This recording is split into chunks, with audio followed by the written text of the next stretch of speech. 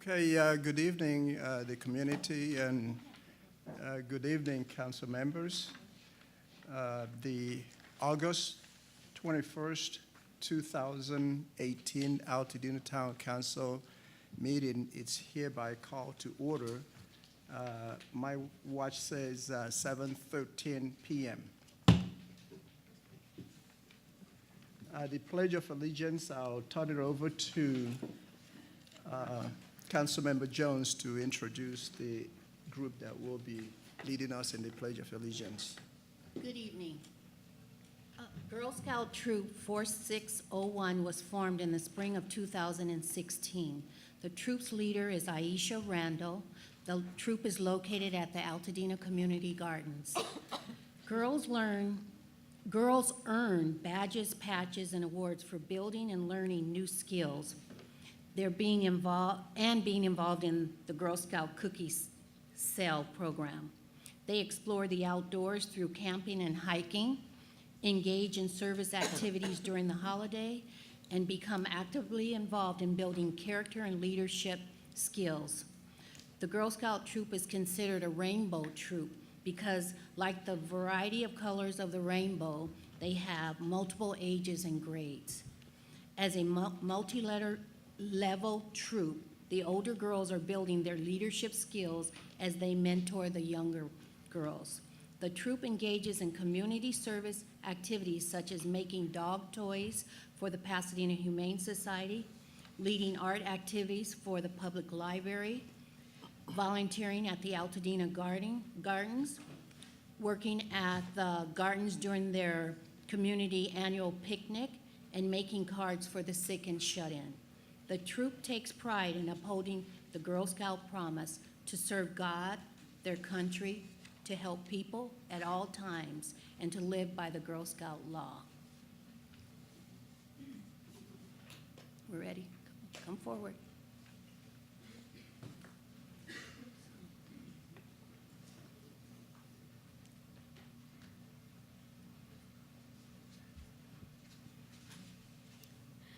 Good afternoon. Will you please join me in standing and facing the flag for the Pledge of Allegiance?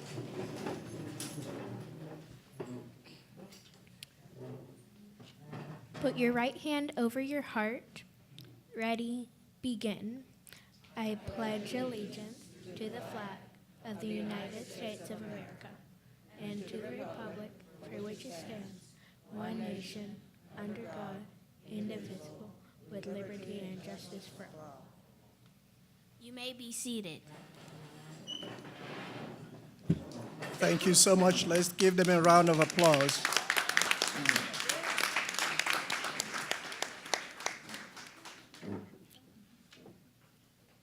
Thank you so much, Councilmember Jones, for making it happen. We want to continually engage the community, and this is one of the ways that we bring the young people to come and lead the town council in the Pledge of Allegiance.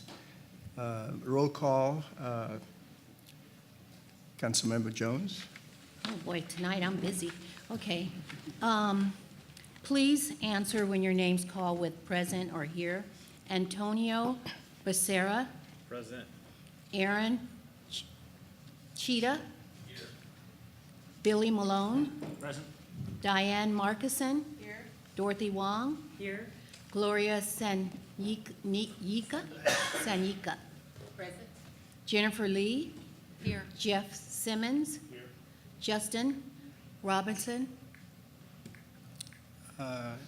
Excuse absence. Okay. Okorie Ezieme. Present. Pat Sutherlen. Here. Reginald Wilkins. Present. Dr. Sandra Lee Thomas. Sandra E. Thomas. I'm present. Sylvia Vega. Here. Victoria Knapp. Present. Okay, we have a quorum with 15 present. Thank you so much.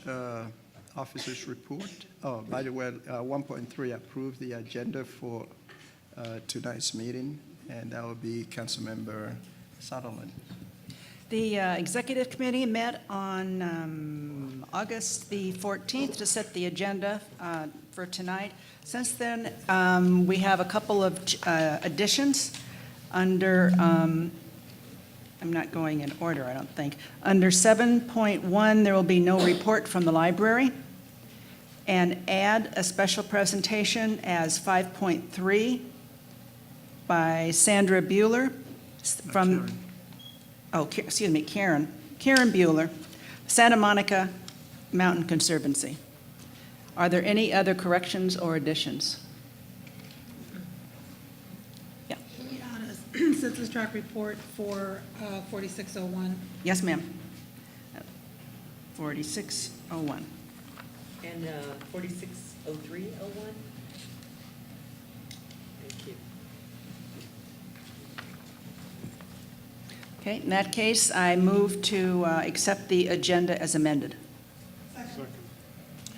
Okay, you've heard the motion, council members. All in favor? Aye. Anyone opposing? Okay, that's the agenda for tonight. And moving along to Chairman's report.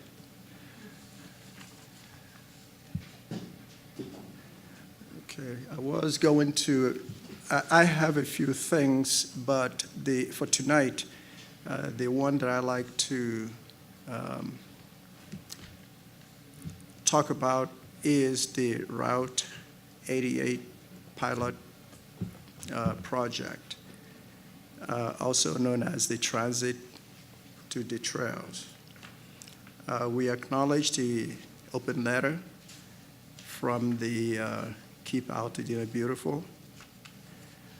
Permit me to speak specifically on some of the lessons learned from the Route 88 pilot project. The first one is community engagement and input is critical for support and success of any project in Altadena. The lack thereof has the potential to cause resentment and anger from the community, so we heard that loud and clear. Number two,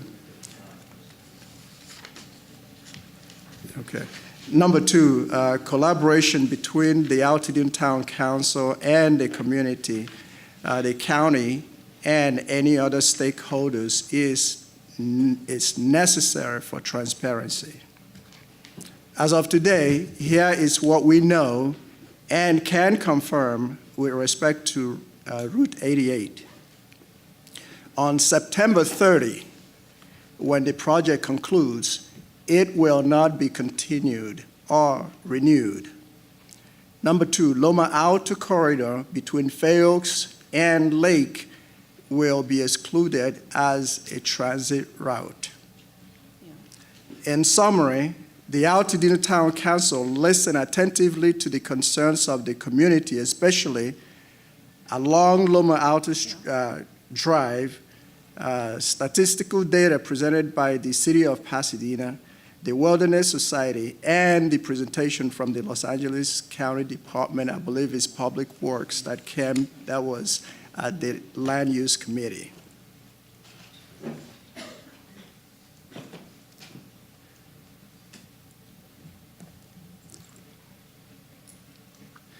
With the goal line in place, our mountains ever so beautiful, protected by the federal government, considering our seniors and other individuals who depends daily on public transit system for mobility. Altadena, like other cities in California, will eventually experience same transit need as other cities. The statistical data from Pasadena Transit, Metro, and the Los Angeles County Public Works shows there is need, and that need is expected to grow with time. Altadena can and will benefit from proactively planning her transit system, especially now that the county is interested and open to support Altadena visioning objectives. In light of the foregoing, the Altadena Town Council will be establishing a committee primarily comprised of the stakeholders in Altadena working in collaboration with the Los Angeles County Public Works to proactively develop a comprehensive transit plan to meet the mobility and public transit need of Altadena. And at this point, if you have any interest in serving on this committee, please send me and/or the Vice Chair, Councilmember Sutherlen, an email, and we will contact you with further details.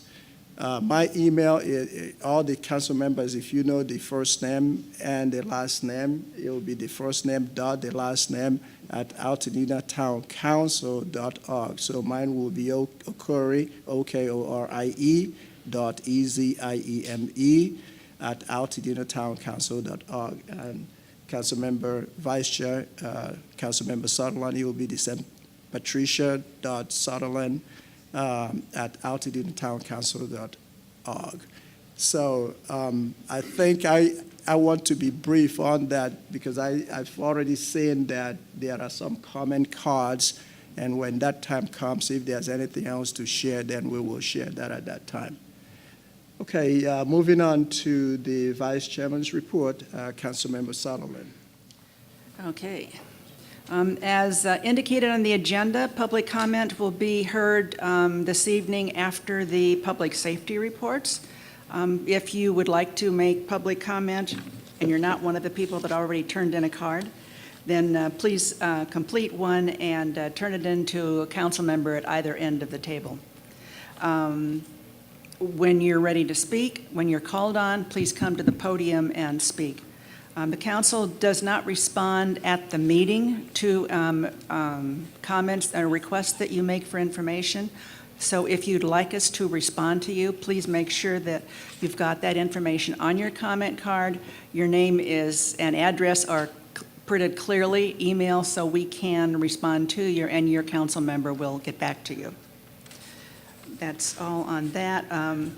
Very quickly, doesn't belong here, but just because I got it anyway, we like to announce that the American Red Cross will be having a blood drive here in the community center on Monday, September the 17th, from 9:30 to 3:30. Thank you. Thank you. Okay, thank you so much. We're moving on to the recording secretary's report, and that will be Councilmember Jones. Thank you again. Council, you were emailed the minutes of June 17, 2018 with all additions and corrections that I had received from you. The final minutes reflect all additions and corrections. Are there any additions or corrections that weren't emailed to me? Okay. If there are no changes, I ask that a motion be made to approve the minutes. Oh, I make a motion. I make a motion to approve the minutes of July 17th in final form. Thank you. Thank you. You have heard the motion to approve the minutes from last month and properly second. All in favor? Aye. Anyone opposing? Anyone abstaining? Okay, thank you. Moving on to the item number, if you're following the agenda, it will be 2.4, and that will be the Treasurer's Report. Councilmember Lee. It's my first Treasurer's Report. Our balance is $2,544. Our balance is $2,544. We are a neighbor-to-neighbor organization gathering. We rely on donations. This is our donation can. As the new treasurer, I will be fixing this up. So next month, it will have little messages for you. I'm going to pass this around. Please donate. Thank you very much. Okay, thank you so much, Councilmember Lee. And item number 2.5, that will be the corresponding secretary's report, and that will be Councilmember Wong. Hello, everyone. Testing. Hello. So on our incoming mail, we didn't receive much, but we did get, town council members, a nice invitation for a fundraising banquet for Judy Chu. So if you haven't received it, I can email you guys a copy. That'll be taking place on September 17th. I don't know. So that's what I've received, and I'll share that. That's it. Thank you so much, Councilmember Wong. And going into the public safety reports, that would be the category 3. And that would be, we start with California Highway Patrol. And I believe I see Officer Cooper. Okay, come on. Thank you. So that would be Officer Cooper.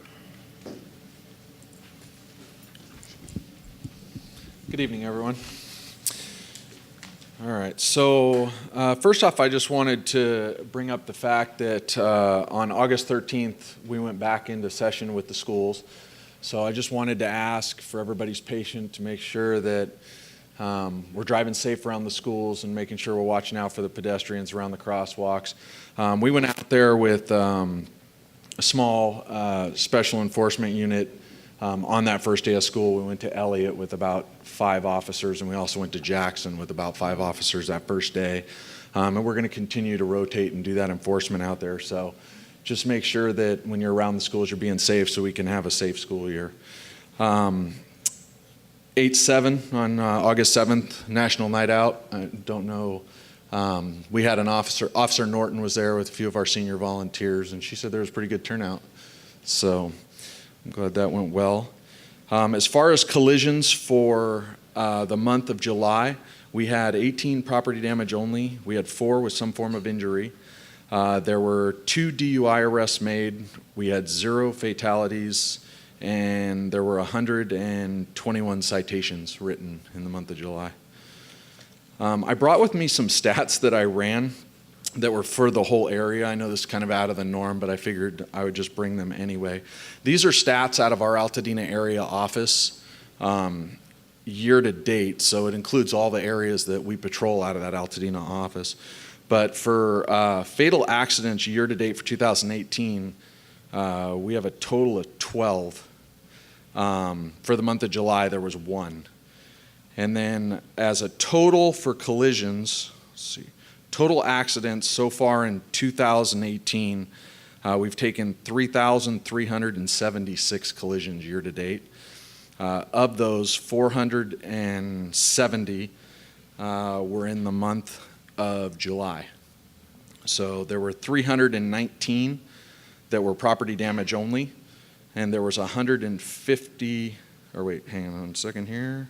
Yeah, 319 in July were property damage only, and 150 had some form of injury. With the total for property damage only year to date, it was 2,334, and with injury, there was 1,030 collisions that we took so far.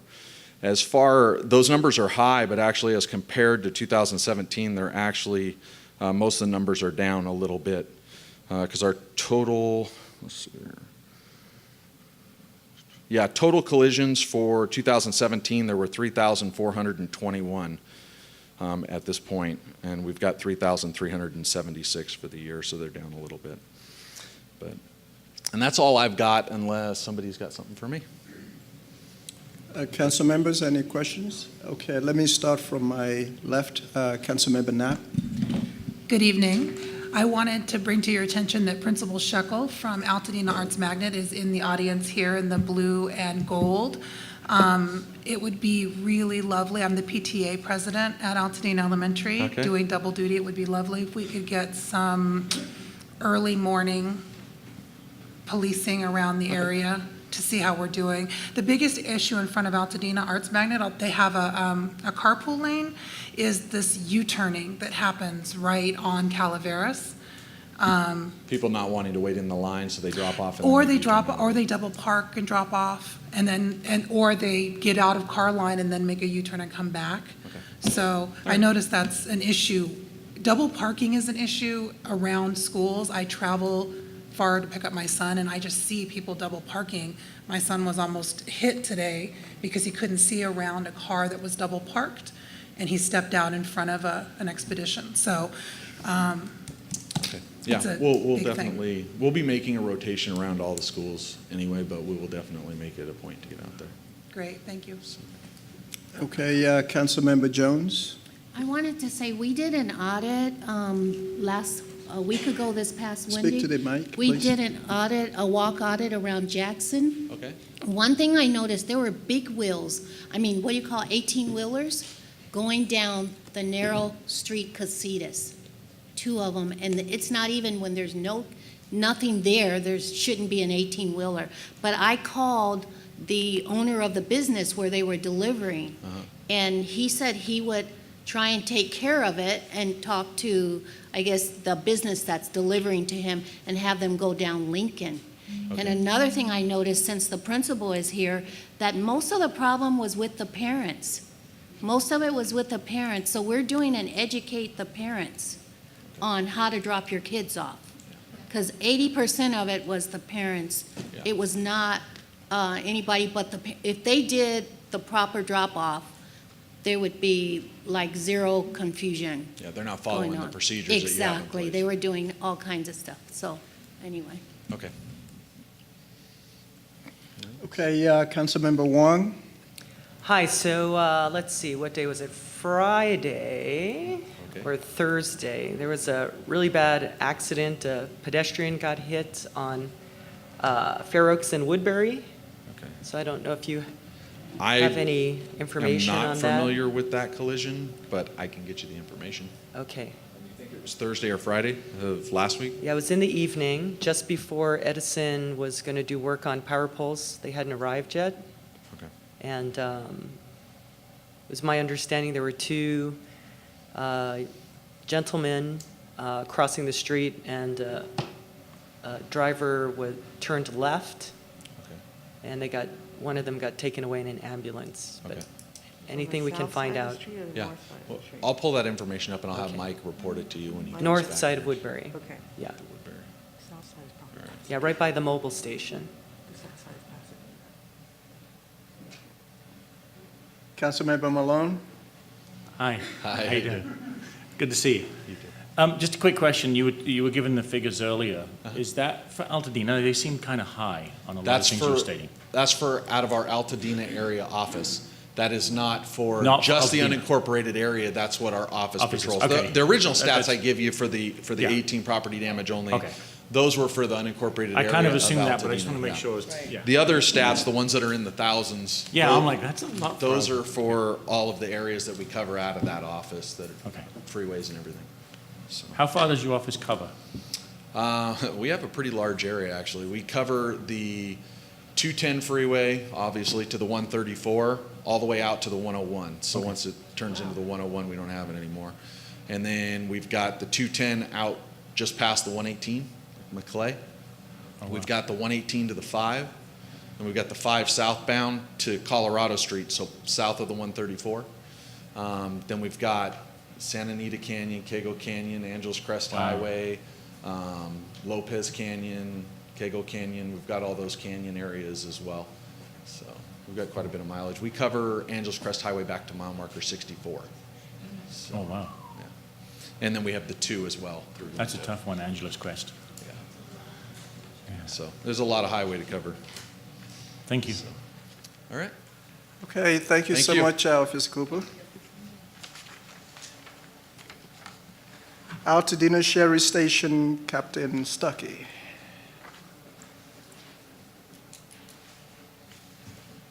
So good evening, Mr. Chair, members of the Town Council.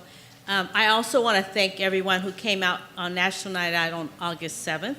We had a large turnout, and thanks to all the community groups that helped us make this a very successful event. So again, thank you for everyone that came out to National Night Out.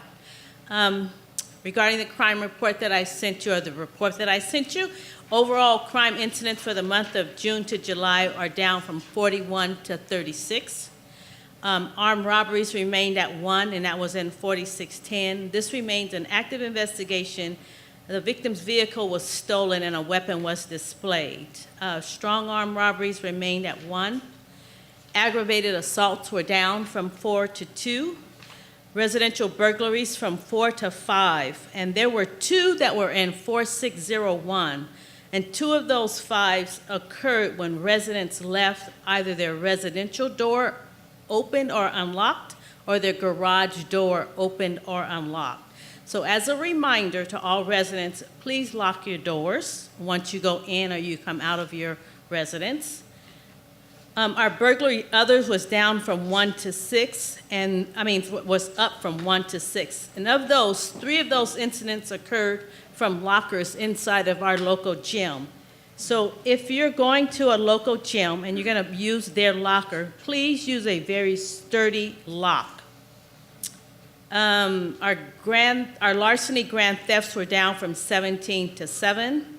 Our grand theft autos went up from 6 to 9, but of those, 5 vehicles were stolen from one business, and all those vehicles were recovered 2 to 3 days later in the Altadena, Pasadena area, minus landscaping equipment. And this is a very active investigation.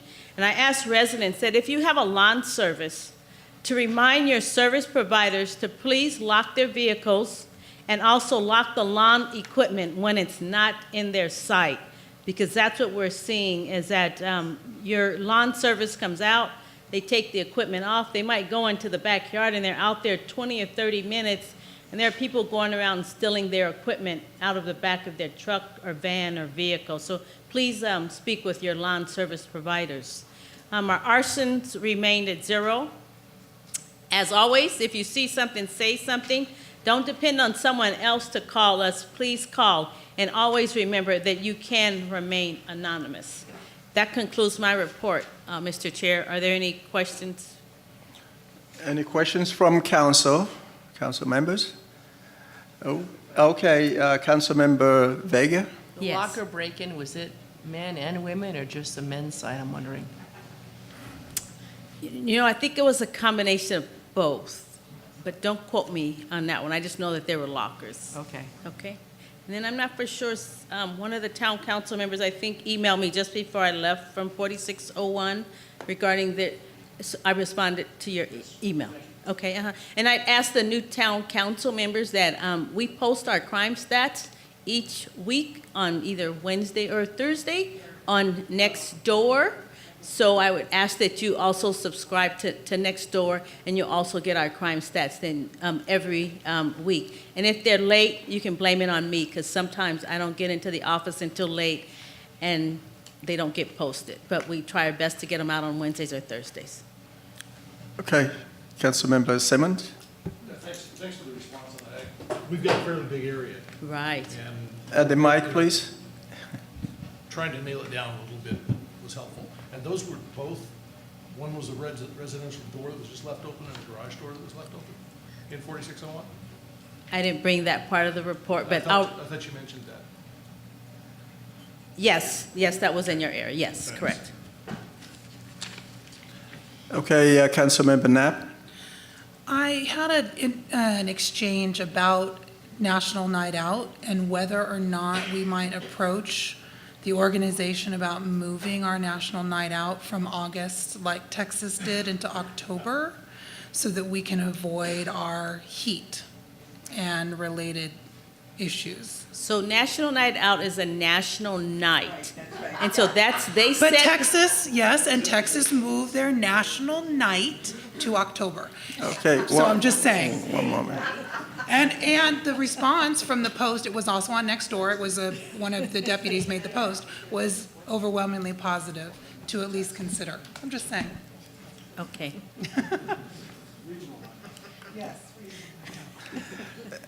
Councilmember Sanyuka. Yes, I noticed that 5 of your GTAs were in Census Tract 4603.02. Were those actual cars being taken, or was that So the the lawn incident- equipment or whatever? being So the taken off? incident that I spoke about, they were trucks that were stolen that had also lawn equipment that was stolen. And the vehicles were all recovered within 2 to 3 days, minus the lawn equipment. Oh, okay. Councilmember Wong. Hi, Captain. I don't know if you can answer this question, but in my census tract, we also had a fire that was potentially caused by, and other concerns about some homeless camps in Millard Canyon. Would they call you if someone's concerned about So are you homeless speaking camp? of the fire that was either Thursday or Friday night? So I've also spoke with a fire representative, so she's going to speak on that. So whenever you call 911, we'll get the call for service. We will respond up there. We will also notify the fire department. Sometimes they already know, but most of the time we get the call first. So we are responding along with the fire department. And she's going to speak on that because a couple of citizens had some questions regarding the fire. Right, and before the fire, there was concern from the residents that there were homeless camps there. Literally a month ago, and literally a week ago, a resident had expressed concerns about homeless camps in the area. So I don't know if they should call you, the sheriffs, to go, hey, we're concerned there's a homeless camp. So on that, tomorrow, we're going to be going up in some of the canyon areas just to observe what's going on because the County of Los Angeles has a homeless encampment team, and it's not only the sheriff's department, but we take people from various departments, but we're going to go out and look at the area so we make sure that when we return, we bring the services that can assist them in moving out. But like I tell everybody, homelessness is not a crime. I understand that they're up in the hills, and we'll make sure that try our best to give them a service so they're no longer thank you. homeless. I believe that's it. Thank you so much, Captain. Thank you. And nice to meet you, Miss Principal. Okay, County Fire, Ms. Kraken.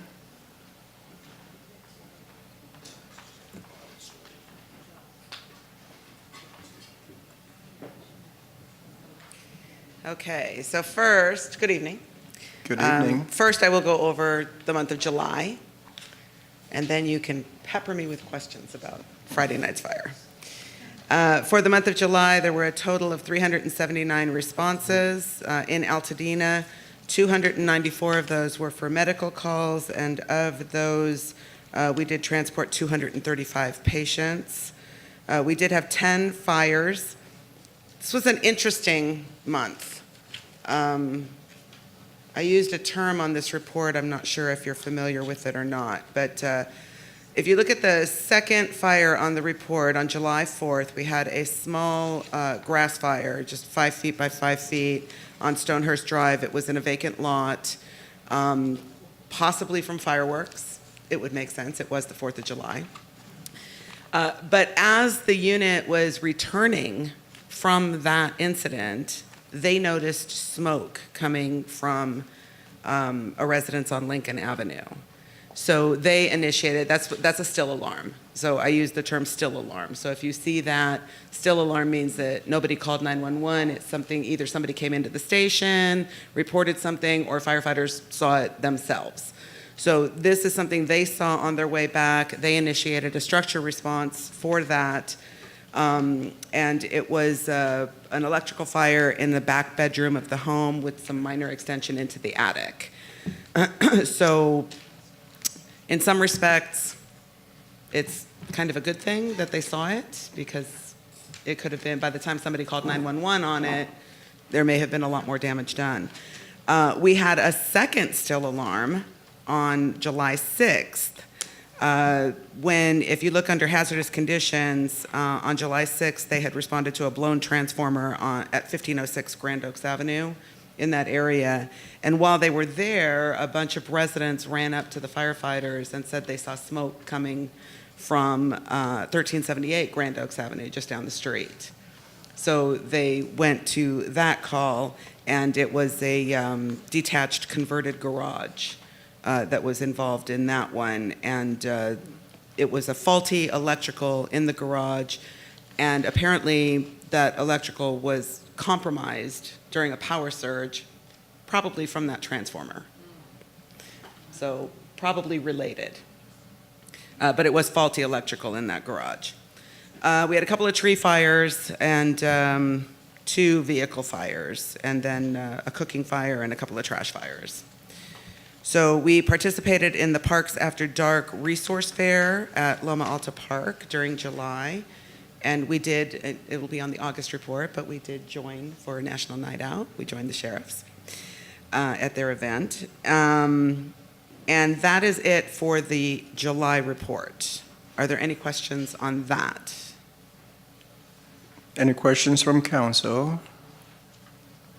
Okay. Okay. Let's move on. So the Floresita fire, some of you in emails are calling it the Millard Canyon fire, the Millard fire.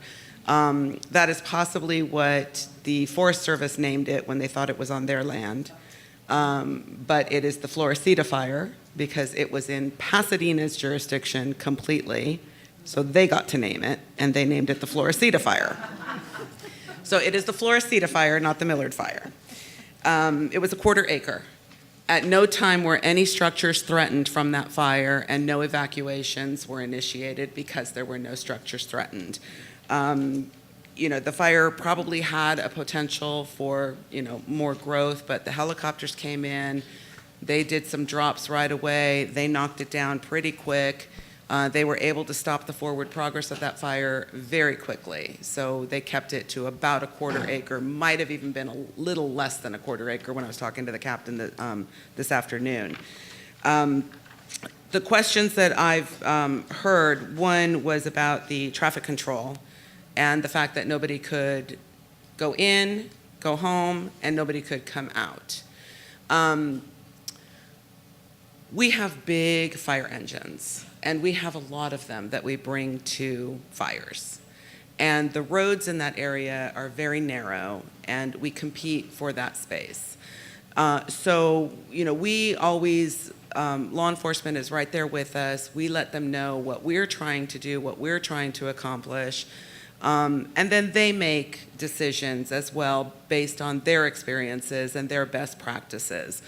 And for public safety and for allowing our units to come and go as freely as possible as we needed to, they decided to limit both entry and exit. Naturally, if we had evacuations, exit would not have been limited. It would have been encouraged, and everybody would have been able to leave and still not enter the area. So entry is always going to be off limits. But it is a judgment call as to whether or not we make people shelter in place or law enforcement has people shelter in place. And that's, if they're going to do that, they're going to do that for the safety of the firefighters and their ability to get more resources up into that area if and when they're needed. So we appreciate that help from them. The other question that I was asked was about notifications. And how do you find out that a fire is happening or, what is going on in the area? There's a couple of different things. One, there is an app called Pulse Point. And if you don't have that app on your smartphone, you can download it. And when you hear a lot of sirens and you want to know, I wonder what's going on, you can open up the Pulse Point app. And you would subscribe to, there's a lot of different fire agencies that use Pulse Point. Los Angeles County Fire, we are divided into 9 different divisions. So this one where we are is Division 3. So you would follow Los Angeles County Fire Department Division 3. So when you open Pulse Point and you look at the home screen, it will tell you what all the active incidents are right now. It is not limited to Altadena. It is all of Division 3. So you will see what's going on in Altadena, La Cañada, La Crescenta, Santa Clarita, Gorman, Castaic. It's all of Division 3 is what populates there. But you will see vegetation fire and the location of the fire and what units are responding to that fire. So it will give you that information. So that is one way, and the public is welcome to use that app as well. Again, it's called Pulse Point, all one word. And it's LA County Fire Department Division 3. The other way that we notify people is through the Sheriff's Emergency Operations Bureau. We have a system called Alert LA County, and it's a mass notification system. If you have a landline phone at home, you are automatically registered into the system, as is your landline. But you can go in, enter your address, and build a profile for yourself where you can add 4 more points of contact. So you can add a cell phone, you can add a work phone, you can add an email address, you can add another alternate phone number. You can have 5 contacts in there, and you can tell the system which way you want to be notified, like on your cell phone, by text message, or whatever. The system sends out emails, it sends out text messages, it sends out voice calls. Now, that is something we encourage everybody, and it's very simple. alert.lacounty.gov is the website, alert.lacounty.gov, and it will walk you through the steps on how to build your profile and put your phone numbers in. We always encourage people to do that, because what we are able to do from Incident Command is we are able to tell the sheriffs, okay, I want you to take a map of Altadena, and I want you to go from this street to this street, draw a circle right here, and call everybody in that circle and tell them that they need to evacuate. We can pinpoint it to one street, we can send it to all of Altadena, we can send it to 3 blocks worth, we can pinpoint, we can draw a circle on a map and say, call everybody within that circle. This is all well and good, this is great. Now for the fire on Friday, this would not have done you any good because we would not have used the system. But maybe that's a good thing. Okay, we would not have used the system because there were no structures threatened, because there were no evacuations, there were no actions that we wanted the residents to take. And we can't start using the system to advise communities that there's just something going on, because then it becomes the boy who cried wolf, right? You start getting all these messages and you start hanging up because, oh, it's them again. So we reserve it for when we actually need to have residents take some sort of action. And it's a true emergency. The other thing, Dorothy, I provided you my cell phone number. Okorie, I know you have it because it's on my business card. Feel free to call me, because a phone call to me, I'm not going to call you if there's nothing dire to tell you. But you are always welcome to call me and say, hey, I hear there's a fire behind JPL. And then at that point, I already knew. It's okay, you can tell people there's no structures threatened, there's no evacuations, and they have stopped forward progress. So I would be able to relay that information to you, and then you can get it out to your community. So does that cover notifications well enough? Are there any additional questions? Yes. I can, but not right now. Not right, yeah. Actually, I emailed all of you the fire report. My cell phone number is in the signature of that email. Yeah. Okay, Councilmember Marcuson? Yeah, I just wanted to say, living near Eaton Canyon, and we've had 2 or 3 fires over that side in the last maybe year, and then this one on the other side. Every single time I'm amazed at how quickly it gets out. So I really want you to share back with all the folks that make that happen. I mean, you know, even helicopter drops on it. Yeah. It just, you will not let it get out. It will maybe sometime, but so far, they've not let it get out of control. As long as it's not a windy day, Yeah. you know, we can get a jump on it. And it's important to know, especially for this fire, it's important for you all to know and the community to know that we throw a lot of resources right at the beginning because we don't know what the potential is right away. So we responded, Pasadena responded, and Angeles National Forest responded. And so we had 3 agencies there, you know, with resources responding to this fire. And when it was first happening and they're working it, we didn't really even know whose land it was. We didn't know whose turf it was. And we didn't care at that moment because really the focus was on putting out the fire. And then it was determined that it was Pasadena's fire. So command was turned over to Pasadena, and ANF and LA County remained to assist them. So as soon as we make that determination, but when it was so close. I mean, you know, sometimes it's obvious whose land it is, but when it is so close, it's just, let's just get to work and we'll figure this out.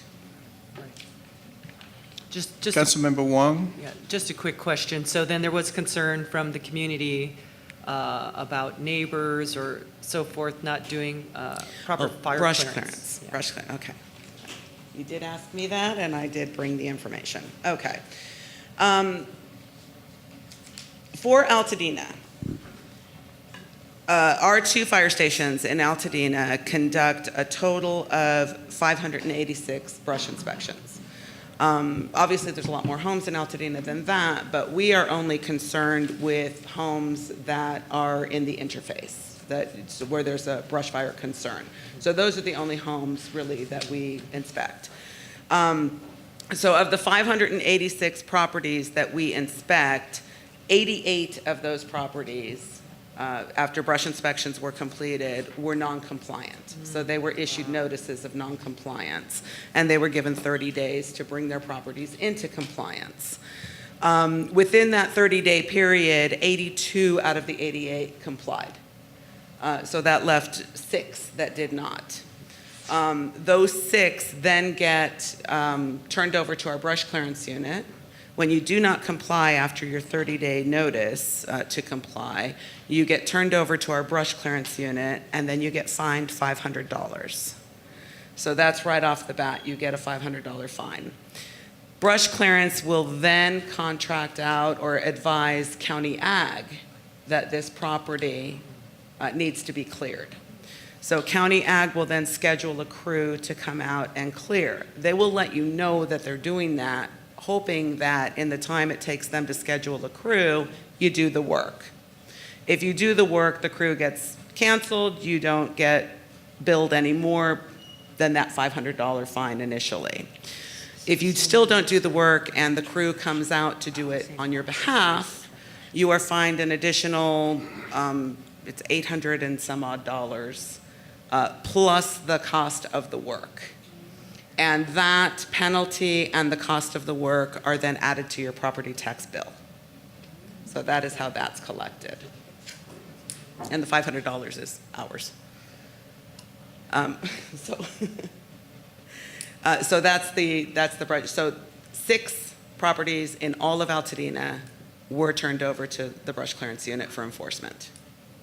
And that's a remarkable percentage. It's a remarkable rate of compliance for this community. So Congratulations yeah, to it's Altadena and all those really, people really doing good. that hard work. It's really good. When you think 6 pieces of property out of 586 that we inspect is remarkable. Just a short question. If a community member is concerned and somehow they didn't make it on the list, who would they contact? The local fire station. Okay. So either Fire Station 11 or Fire Station 12. Tell them that you are concerned about a property and give them the address, and then they can go out and inspect it. So the difference here is, if so there are properties that maybe belong on this list, but we don't really know about it, because unless there is something glaringly obvious to the firefighters when they're out doing brush inspections, they're not going to look to see, because they're just going down the list and they're going to these addresses. And there might be a whole street that's not on this list. But if they don't see something glaringly obvious, they don't initiate it. So that's when we rely on the residents. If you have a neighbor that you think that there's something wrong, you can call the fire station. They may know something about that already, or they can go out and inspect the property. If they go out and inspect the property and they find it to be a fire hazard, they can initiate this 410, the notice of noncompliance, and give them 30 days to correct it. And if they don't, we can issue the $500 fine, but that's where it stops. Unless a property is on this list, we cannot schedule county ag crews to come out and clear the property. But they will make a note of that address to get it added to this list the following year. Thank you. Councilmember Simon, do you have a question? Yeah, a couple. Relative to the brush clearance list, is there a map available that you could get to us? We're in the 4601 area, which is the northeastern, great piece of Altadena that includes most of the interface for the eastern side. Is there any way? If you don't mind using the, it's being recorded, if you don't mind using the speakers, please. The only map that I might be able to get you is a map of the very high fire hazard severity zone and what parts of Altadena sit in that very high fire hazard severity zone. Or a list of the addresses? No, No? no. Okay.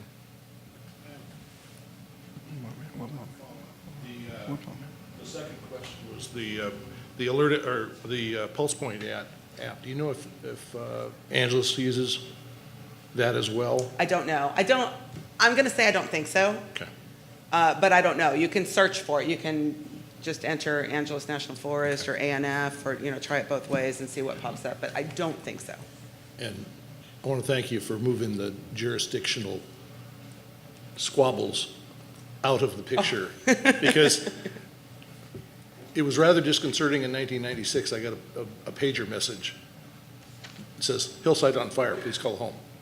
And they spent 3 hours squabbling between Angeles and LA County about who owned the fire. Meanwhile, it was getting closer. So that hasn't happened. And vast difference. A couple of years ago, we had one above us, and it was just immediately gone. It's not likely to happen anymore. We regularly train with our fellow agencies on, because we all have vested interests, especially if the fire gets out of control. So we work together really well with our adjoining agencies. Thank you. Councilmember Wilkins? There we go.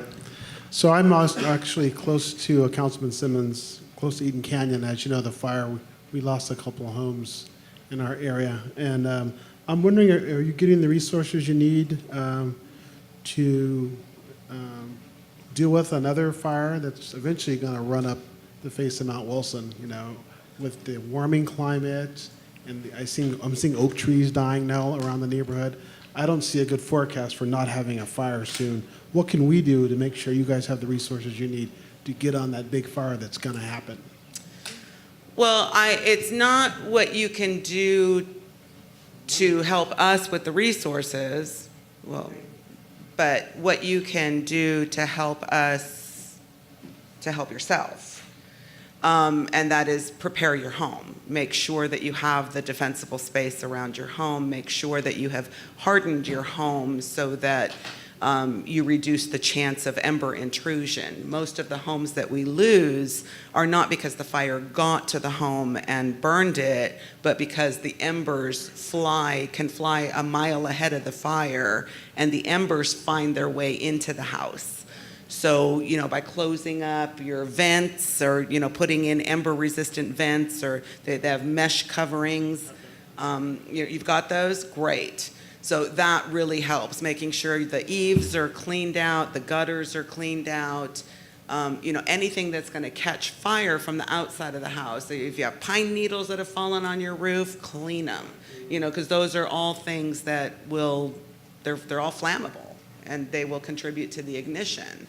So you just want to make sure that you have defensible space. If you have the defensible space and you comply with brush clearance, you make your home defensible, then firefighters can defend it. That's what they're looking for, is defensible space. If there are homes out there that are not defensible, you can't put firefighters in harm's way to defend them. They're indefensible. We don't have that here, luckily, so because the compliance rate in Altadena is, again, remarkable. So those are really the keys: defensible space and hardening your home to avoid ember intrusion.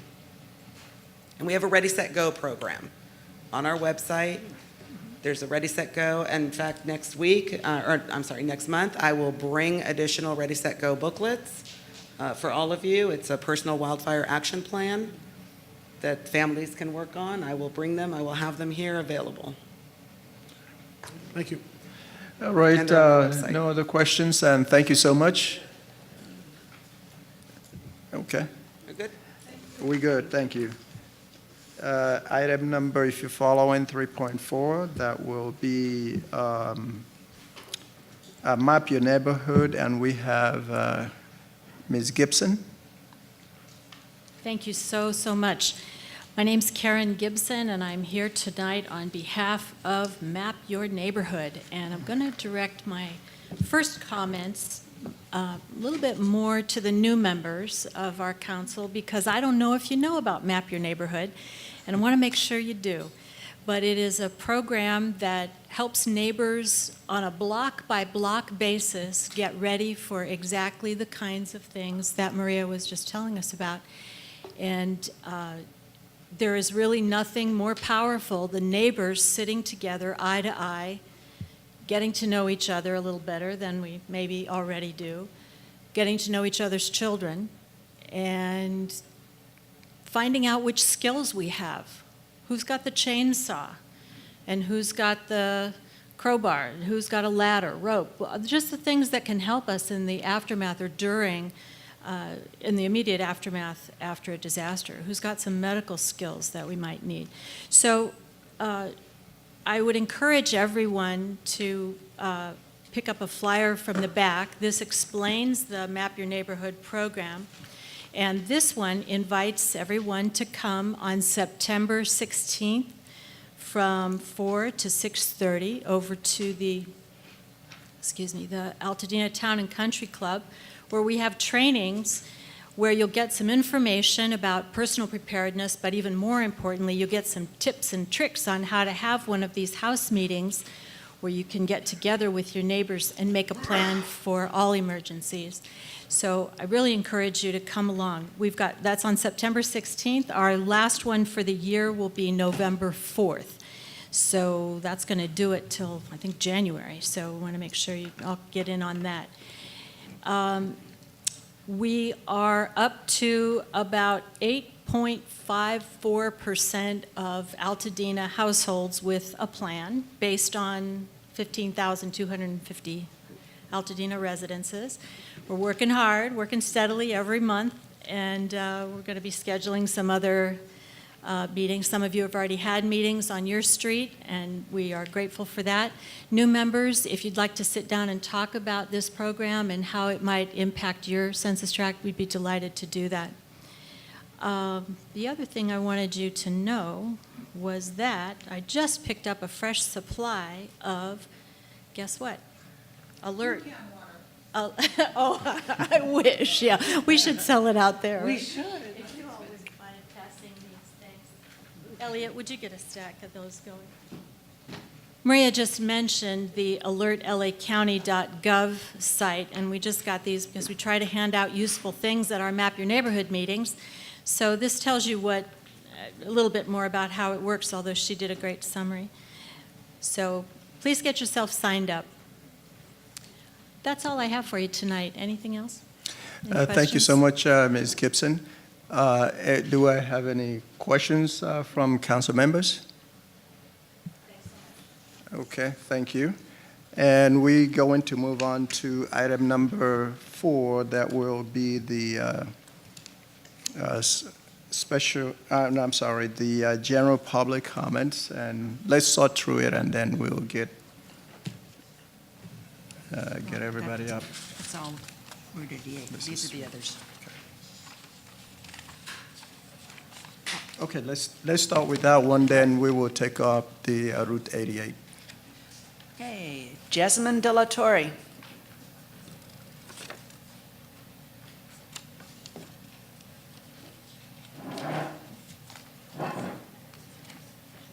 Hi, good evening, everyone. Altadena Town Council. I'm just here on behalf of the Safe Streets Committee.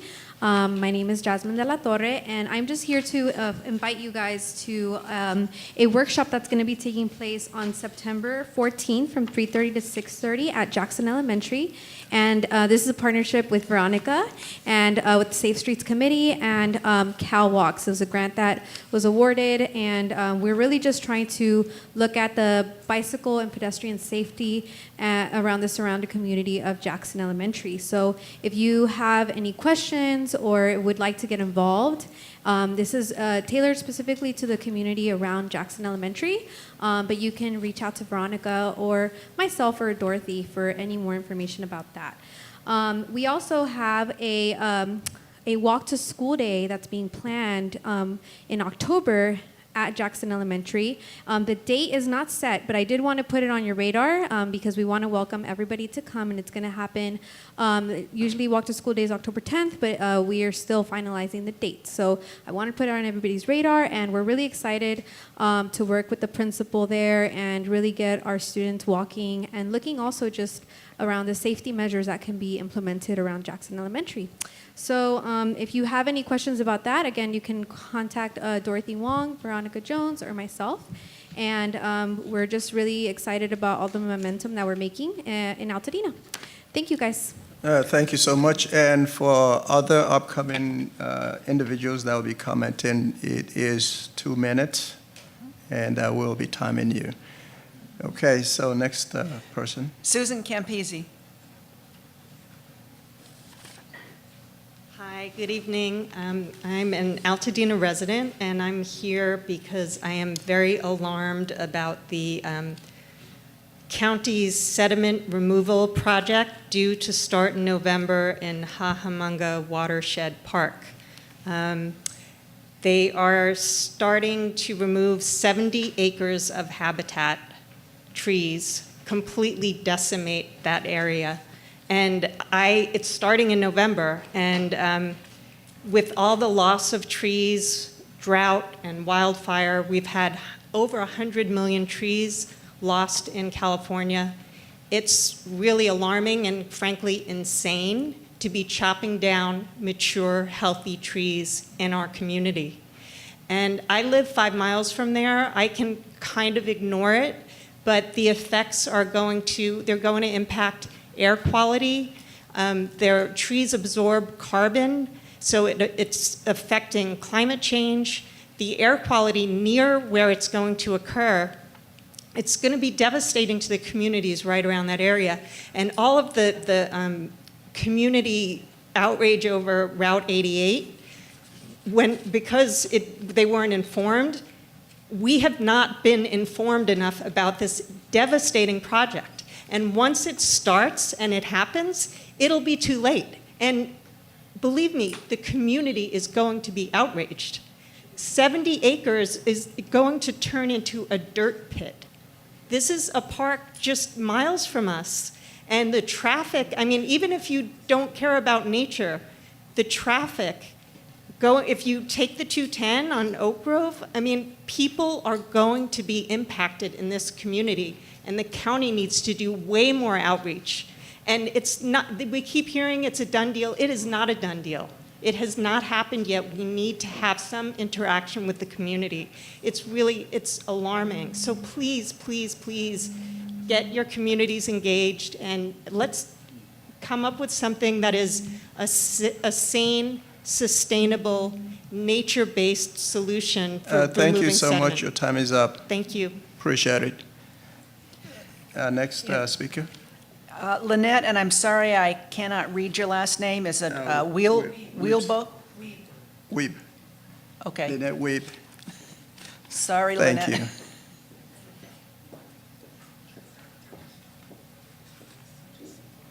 Good evening. I'm Lynette Weeb, and I'm here for Altadena Foothills 4-H.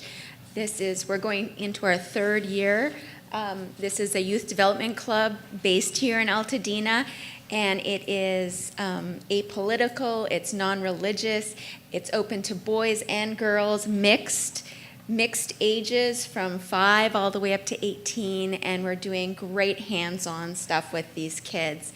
In our first year, I thought maybe we'd have 10 kids. We had 48 kids enroll. The second year, I thought, okay, we can do this.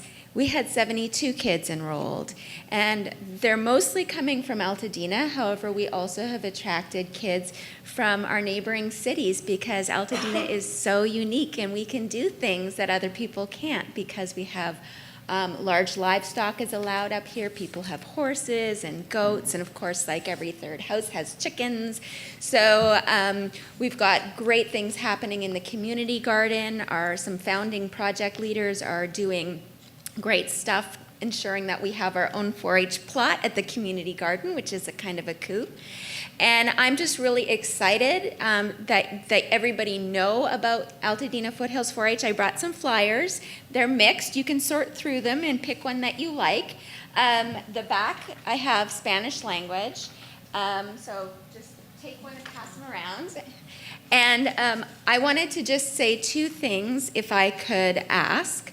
One is that because we're growing so quickly, we're the fastest growing 4-H club in all of LA County, which is an urban 4-H program operating under the UC Cooperative Extension, and Dr. Keith Nathaniel oversees us. We are growing almost too fast. We don't have adequate facilities for all of the leaders who've stepped forward, and we're 100% volunteer. So I just really, really hope that you can advocate for 4-H. We're nonprofit. We have no money to put towards rental fees, even modest ones that a library might charge us. Thank you for the time. So, okay. All right.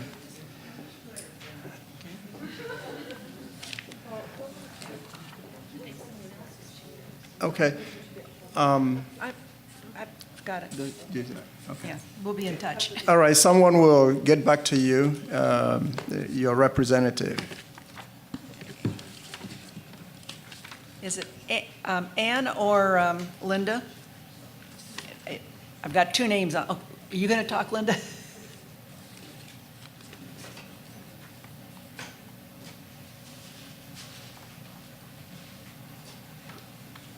Hi, my name is... I'll signal you when it's 30 seconds, please. Okay. All right, let's go. Okay. My name is Linda World. I'm an Altadena resident, and I'm here on behalf of Neighbors Building a Better Altadena. And they are sponsoring, they do candidate forums for the town council, but they're also sponsoring a candidate forum for the Altadena Library District Board of Trustees. There will be 4 positions on the Library Board of Trustees up for election on the November 6th ballot, the general ballot. It's way at the end of the ballot, so everyone from Altadena needs to go clear to the end of the ballot and vote. I have 2 flyers here. One is for a candidate forum that's on October 3rd, so that everyone who's running for that has been invited to speak. That'll be here at the community center. And then I have just a general your vote counts for this. This is the only election that we have where the Board of Trustees are responsible for, they have fiduciary responsibility for the tax that supports our library district that the citizens of Altadena vote for. And so it's an important election, and we'll be, MBBA will be spearheading an effort with the League of Women Voters to get out the vote for that election. And let's see, the other thing that they asked me to mention is that this Saturday from 9 to 10:30 is the monthly NBBA meeting that's moved from the church it used to be at to here at the community center. It's 9 o'clock in the morning, and they'll be cutting it short to 10:30. And they'll be going over the trustee election then, and let you out in time to get to the ice cream social at the community garden at 11. Thank you. Thank you so much. You actually had 9 seconds left. I have a few. We distributed some flyers, but there are a few on the back table if you need them for the voter form. All right. Thank you so much. Next person, please. Hey. The rest of these are Thanks. are transit to trails, so whether you still want to speak or not, you're welcome to speak. Daniel Rivera.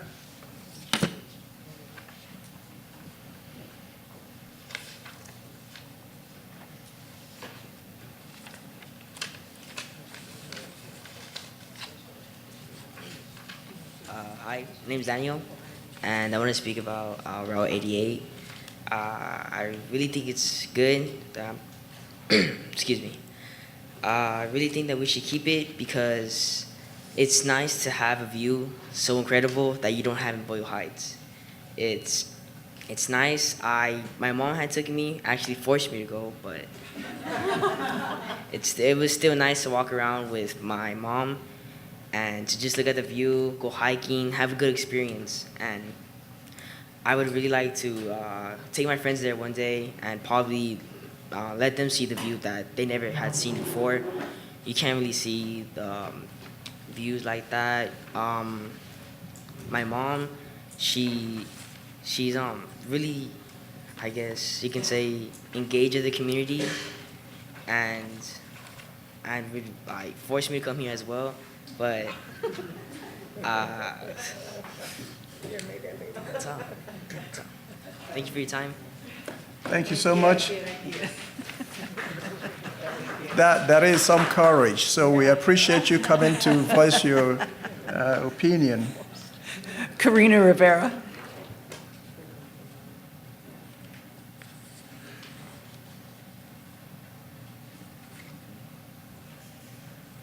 And next will be Leanne Knighton. Hi, good evening, Altadena Town Council. So I do want to note I did not force him to come. But I'm here on behalf of the Boyle Heights Neighborhood Council. Like my son mentioned, I am very involved with my community, and we were able to take Route 88 with the hiking group. And I'm really in support of having transportation and having our community be able to have access to, I guess, to sites that we really don't have, and also affordable transportation. Every Sunday with my family, it is Sunday Fun Day. So I try to take my kids, my family, to different sites, and that kind of takes. If we do get there by car, it takes away from the experience of being outdoor.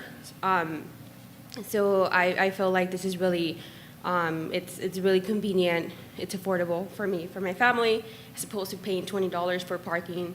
So it could become very expensive when you have children. And parking, I don't have to worry about parking. So I really hope that the residents are able to consider that, to be able to have this great outdoor, this great park accessible to everyone in the community, not just to local residents. Okay, thank you. Thank you so much. Leanne Knighton. And next will be Tiffany Lamb. Hi, good evening. My name is Leanne Knighton. I have also been able to experience the beautiful scenery and the heights in Echo Canyon, and the mountainous views are something that really are inaccessible to a lot of people in Boyle Heights and other inner city, especially as I participate in those kinds of hikes. I just feel like as an educator that it would be something to just enjoy and to preserve. So I know that it's at this point not something that's going to be preserved. However, for the committee that is going to, I guess, review any potential for that, I guess, program to be revisited, the program might be something where it's offered on a minimal time, perhaps weekends only. Perhaps that would appease the residents who feel that it is impeding on their peace. So maybe on the weekends, or maybe once during the day, something like that. So I hope that the committee that is going to have those conversations could also consider how much of a benefit it is to inner city youth that may not get to experience looking down on the city from spectacular heights. Thank you. Thank you so much. Okay, Tiffany Lamb. And next will be Christina Harrington. Hi, everyone. Hi, council members. My name is Tiffany Lamb. I'm also from Boyle Heights, and we're here today, as you can tell, to just share the perspective of Boyle Heights residents, other people along the Gold Line who benefit from Route 88. I myself am born and raised in Boyle Heights, and growing up, I'm Asian. I was one of the few Asians in my neighborhood. And so I had a lot of family in Rosemead, in Alhambra, and whenever I went to, go for the drive along the 60 freeway visiting them, I would see these mountains and I would think, they're so close. And I never once visited them until now that I'm 26. I think I went in my 20s. So the fact that, younger people have access, people in my neighborhood have access through public transportation and paying $1.75, paying 80 cents, that means a lot to me. That's part of the reason that I'm here, to make sure that these resources exist for people like me who grew up in Boyle Heights. I also wanted to rattle off a list of a few just stats to give you some context about what Boyle Heights, the community, is like. Predominantly working class Latino immigrant community. It's, according to census data, 94% Latino, 2.4% Asian. In 2016, the LA County Board of Supervisors released a report called the Parks and Recreation Needs Assessment, and it was found that Boyle Heights is considered a poor community, which means that we have access to less park space than the average LA County resident. So the average LA County resident has, say, 3.3 park acres per 1,000 people. 3.3 park acres compared to Boyle Heights has access to 0.6 park acres per 1,000 people. And what we have nearby is the San Gabriel Mountains. So San Gabriel Mountains makes up 70% of LA's green space. The trails and picnic areas make up 70%. I'll repeat, and it's only within a short drive or public transportation to access it. And so one resolution for these park poor neighborhoods is to be able to use a pilot program like Transit to Trails. So thank you so much for your time. Thank you so much. Christina Harrington, and next will be Jesus Garcia. Hi, good evening. I'm Christina Harrington. I grew up in Altadena on New York Drive. My mom still lives there. I recently just moved to Los Angeles to be closer to transit. So I wanted to express my support for Route 88 because as somebody who grew up in Altadena, I never had good access to the trailhead. I would have to walk 3 miles to get there if I wanted to, so I usually didn't. And transit in Altadena in general is pretty awful, so I'm really encouraged to hear that the council is going to be looking at a holistic plan for the community. I feel that everyone here is so car dependent, and as we all know, that's awful for our air quality, climate change, etc. But Route 88, as everyone has been mentioning, is really, really important for folks in Boyle Heights and other park poor communities. And even if you want to take an Altadena resident perspective, myself, who's moved away, I have such a strong connection to the mountains here, to Altadena, even if I don't live here anymore. So Route 88 gives me an option to access it, and I live along the Gold Line. So I'm able to use that option if I have time on the weekend. And to hear at the last meeting from residents that only their opinion matters because they live nearby was really disheartening, because it shows me that they don't care about my mom's opinion, who lives in Altadena, or mine. Even though I don't live here, I'm still part of the community in a maybe different way. So, thank you. Thank you. Jesus Garcia. Okay.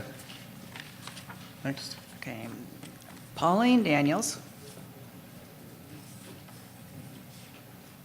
And Felipe Carrillo next.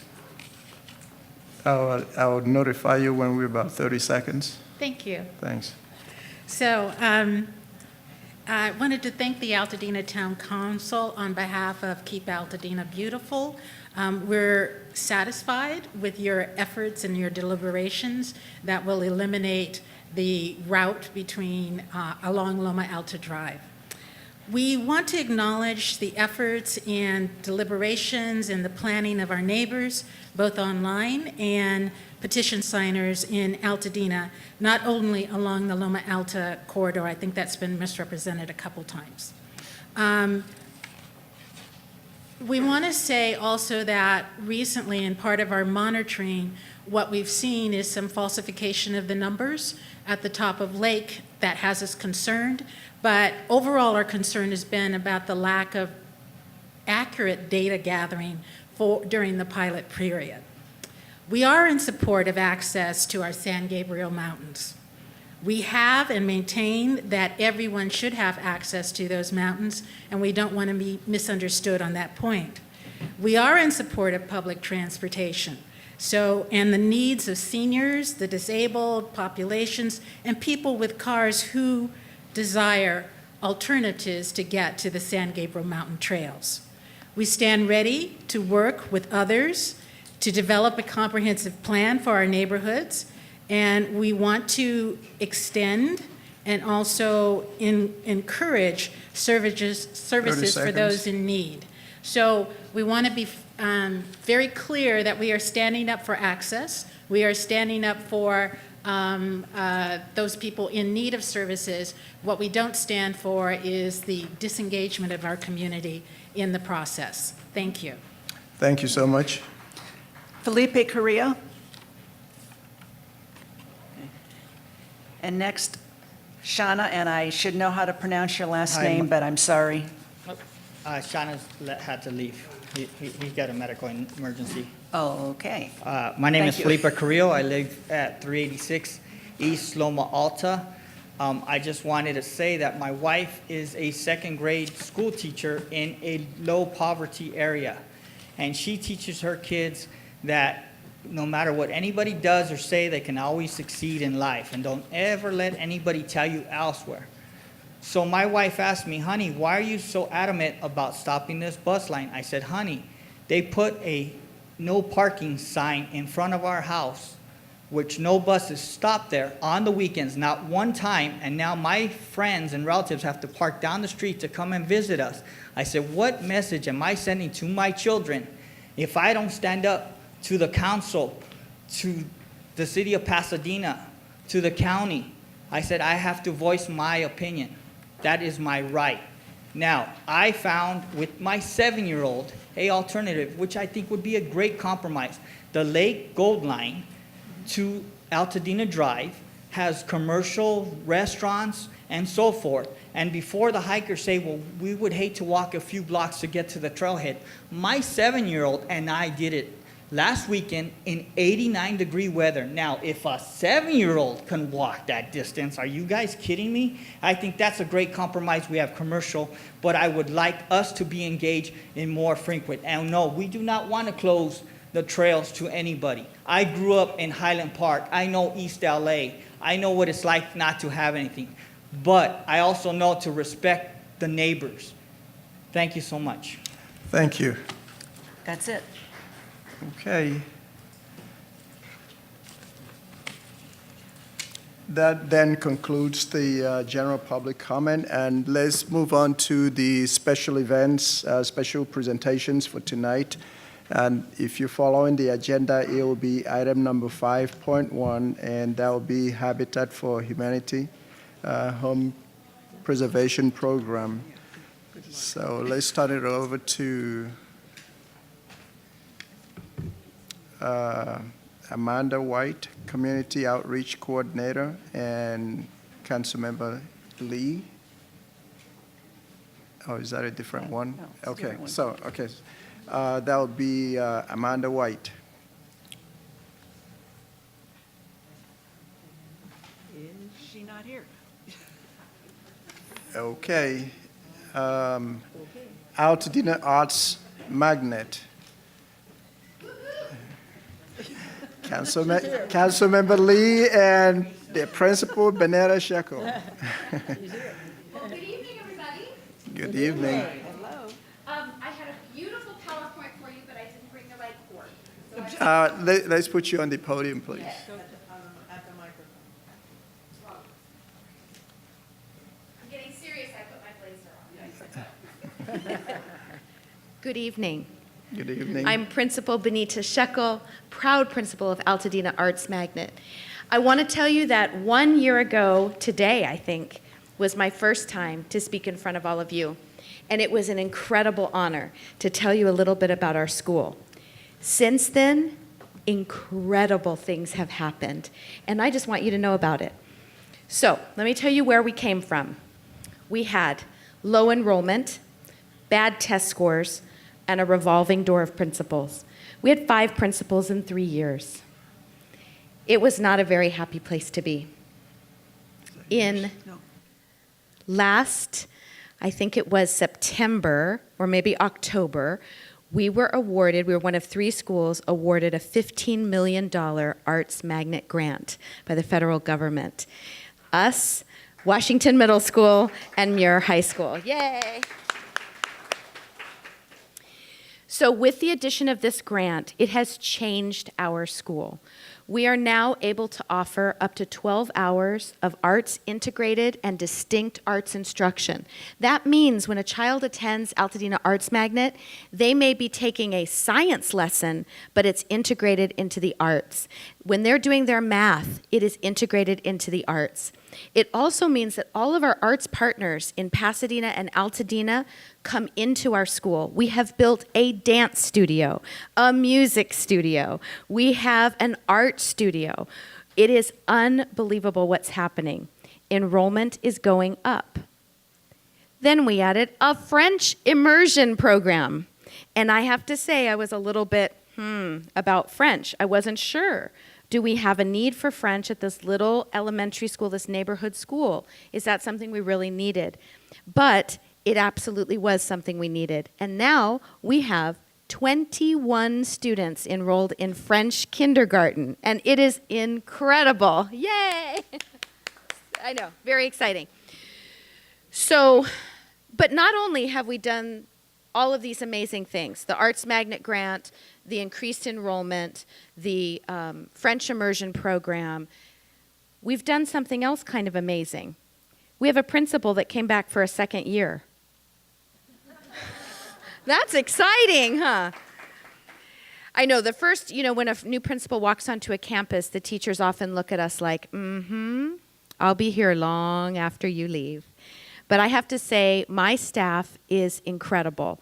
They are mostly veteran teachers. They've been at Altadena through the good and the bad and the ugly, and they were so happy to have me come back this year. So that has been really, really great. But something else has happened. Parent involvement. We had kind of no parent involvement. We now have a thriving PTA board that has already had social events over the summer, has already planned incredible things for us and meetings, and they're really happy. Tomorrow, we're hosting a parent volunteer event where all these volunteers that have come out of the woodwork are going to be trained by district personnel on how to volunteer. But here's what you really want to know, right?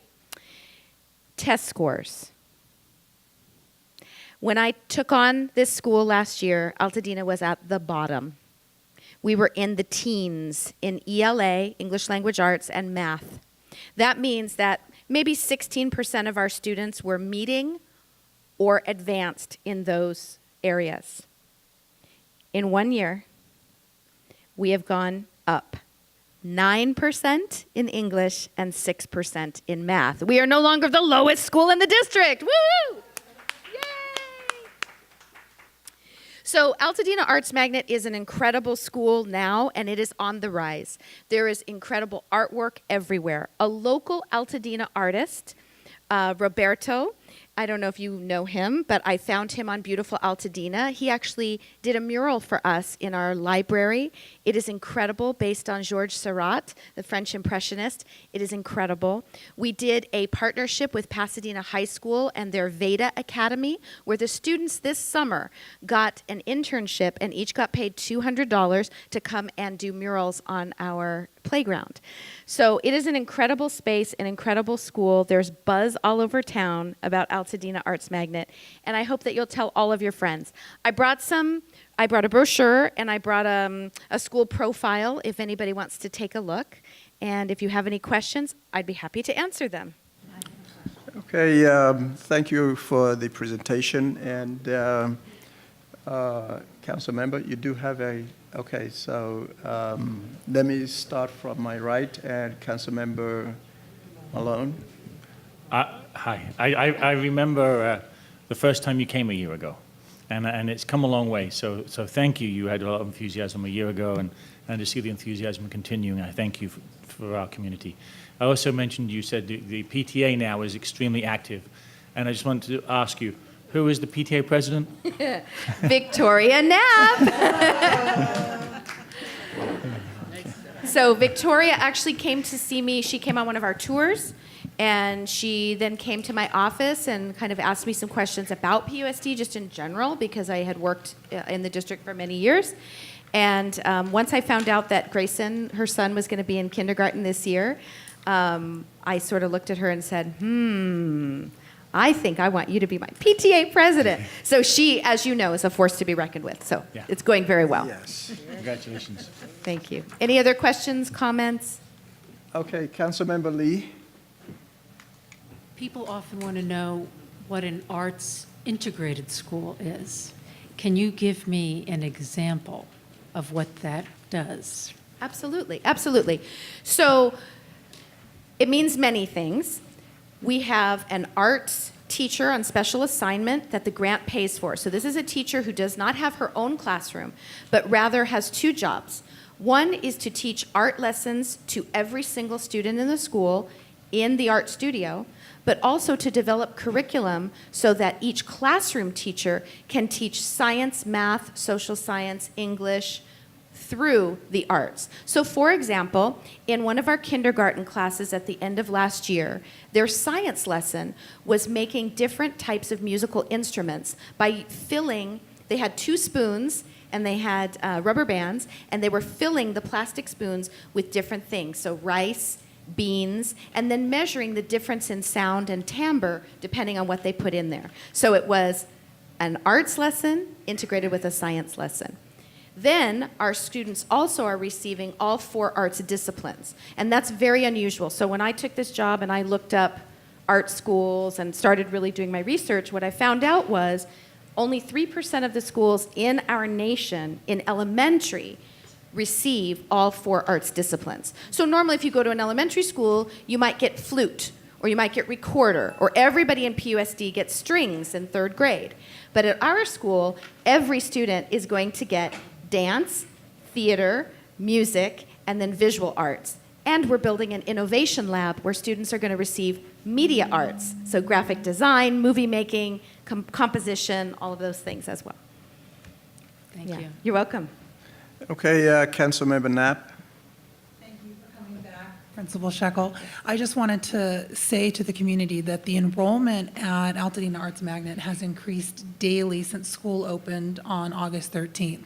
So where she says that buzz has been created and is in Altadena and PUSD, she's telling the truth. So we're at, I think, 229 enrolled as of today, with people taking tours tomorrow.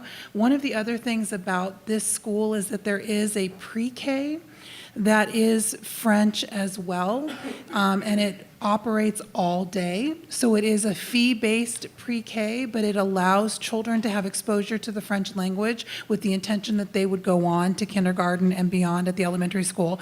And there are a few spots there. I think there's 6 spots left for pre-K. So, and just a note about this, because I come from a private school background and have converted my sensibilities, as it were. Thanks. Oh, now I lost my train of thought because I'm having a senior moment.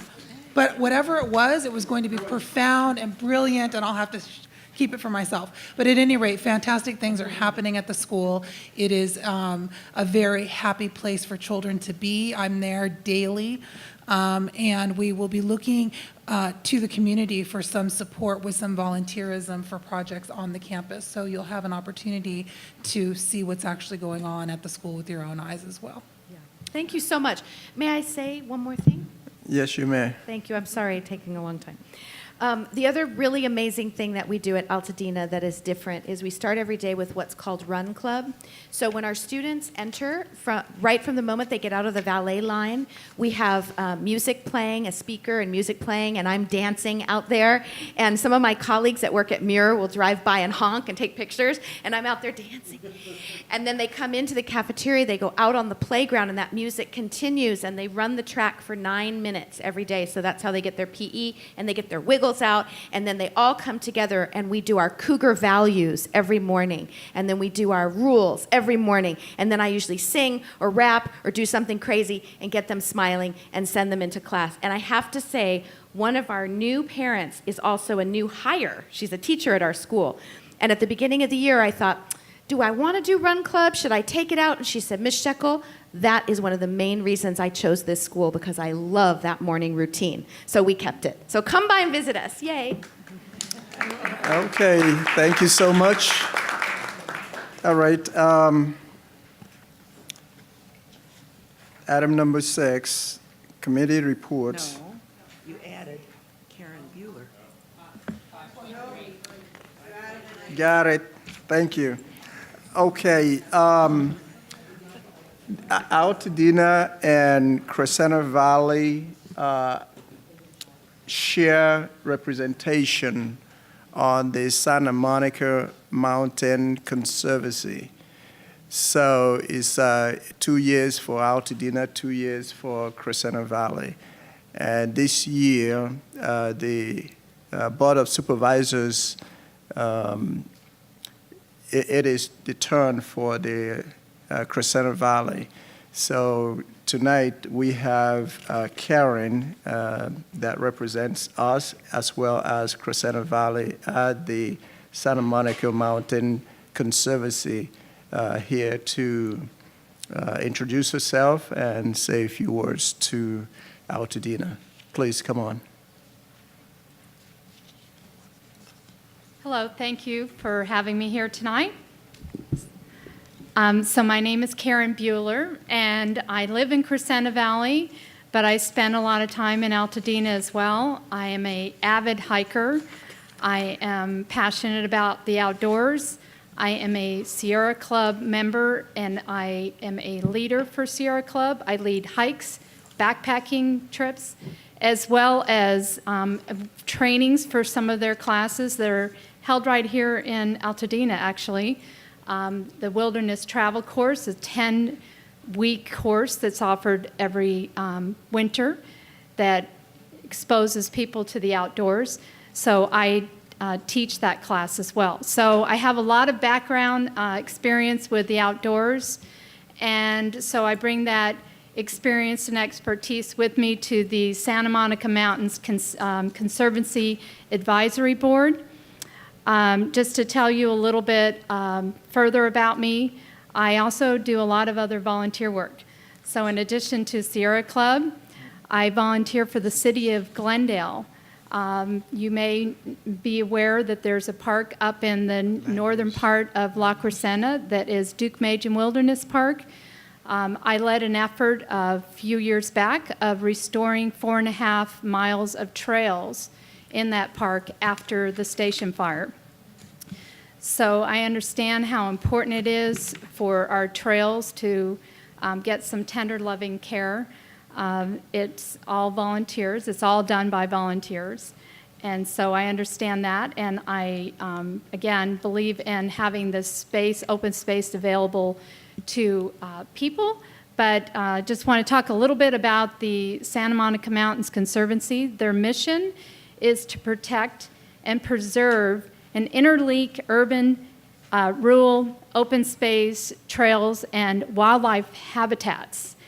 They want to make it accessible. So there's lots of land that may be available for purchase. And so that's one of the main focuses, to get that land into public use. And so I will be there advocating for that. I go to a monthly meeting. It's the fourth Monday of the month. And I'll be coming back here and reporting to your council, along with Crescenta Valley Council, about anything that is on the agenda that will affect this particular area. The last meeting, there was a grant awarded, as you may be aware, for the project that is right near Millard Canyon, the Lavina Open Space. Did I pronounce that correct? I'm not sure. So there was a grant in an amount of $160,000 that was awarded by the Santa Monica Mountains Conservancy. and believe the money is going to be done for project planning and design and improvement and public trails access. So that's a great thing on my first meeting that I get to come and report back to you. That's something that's happening right here. There's also on the U.S. Senate, the Congress is voting towards potential trails and access through the Rim of the Valley corridor. I don't know if you're familiar, but that's where the Santa Monica Mountains Conservancy sort of started with, is this plan to connect all of our parks. So connect this corridor that goes all the way from Santa Monica Mountains, all the way in through the San Gabriels. That'll be a corridor for hiking and for also wildlife habitat. So there's actually a vote that's coming up next week that we're hoping that they will finally incorporate that plan and make that space included in the Santa Monica Mountains State Recreation Area. So we're hoping, sorry, it's not state, it's National Recreation Area. So they're hoping that that will get passed. We're not sure with the current climate in Washington that it will go through, but there's a lot of folks that are advocating for that and have been for a lot of years. Meanwhile, it's still happening a little piece at a time. As a piece of open space becomes available, funding is available through the Santa Monica Mountains Conservancy, and they're taking that, chipping it away a little at a time. So I'm here to bring that information to you, and any concerns you have that may be addressed back to the Santa Monica Mountains Conservancy. I will be attending, again, those meetings on a monthly basis, so you're welcome to let your constituents here know, and they will contact me, and I'll report up from there. Anyone have any questions? Thank you so much. Any questions from council? Okay, let me start from to my right, Councilmember Sutherlen. I'm sure you have something. Do you have a business card? Do you have some information so I can put you in my little collection of folks I can contact? I'm sorry, I don't have a business card. I actually. I'll give you one of mine. Great. I've sent an email to. Why don't I just share that information? That'd be great. To the rest of the council. Okay, thank you. Okay. All right. This is really something very, very important, representation on the SMMC. 2 years from now, we may retain her, or maybe Altadena will decide to represent itself. So I wanted to make sure that she's here to educate us on what is going on, and she'll be coming hopefully every month to give us update as to what is going on. I have a question for you. Yes. Are you in touch with Congresswoman Judy Chu? I am not. Okay. We get to that because she's really heavy with the mountains here. It's am one aware. of those big things. Okay. Yes. Any other, Councilmember Wong, do you have a question? Sure. Hello. Hello. Hi. So I just wanted to introduce, I'm Councilmember Wong and Councilmember Tishida, and I understand the project coming up around Lavinia. That's kind of why you're connected here. So it'd be good for, I think a lot of community members were concerned or wanted to be a part or really understand what this trail work is going to be done, especially, you know, because we don't really know Right, the so- plan, and a lot of the community members around the trailhead as well. I'm an avid trail user, and perhaps there are others on the town council and Councilmember Sheeta, but that would be our concern. So my understanding is that there was a long lawsuit that had been going on, and that the lawsuit was won, and therefore the space would need to be accessible now, and we can. I believe it is the Altadena Trails Council that was advocating and working on this project as well. that now they can move forward with some of the plans that they've been formulating. But the grant money itself is actually going to the it's not the Santa Monica Mountains Conservancy, but it's the Mountain Recreation. I'm sorry, I'm still really new to this position. I think it's MCRA. MCR, yes, and they will be distributing the funds and managing the funds. So I don't have the details. If any of you know Paul Ayers, I know that he's been deeply involved in this process, and he would probably be able to address the details much better than I. Thank you. Okay. Thank you so much, and I will send the contact information to the rest of the council members. Great, thank you. All right.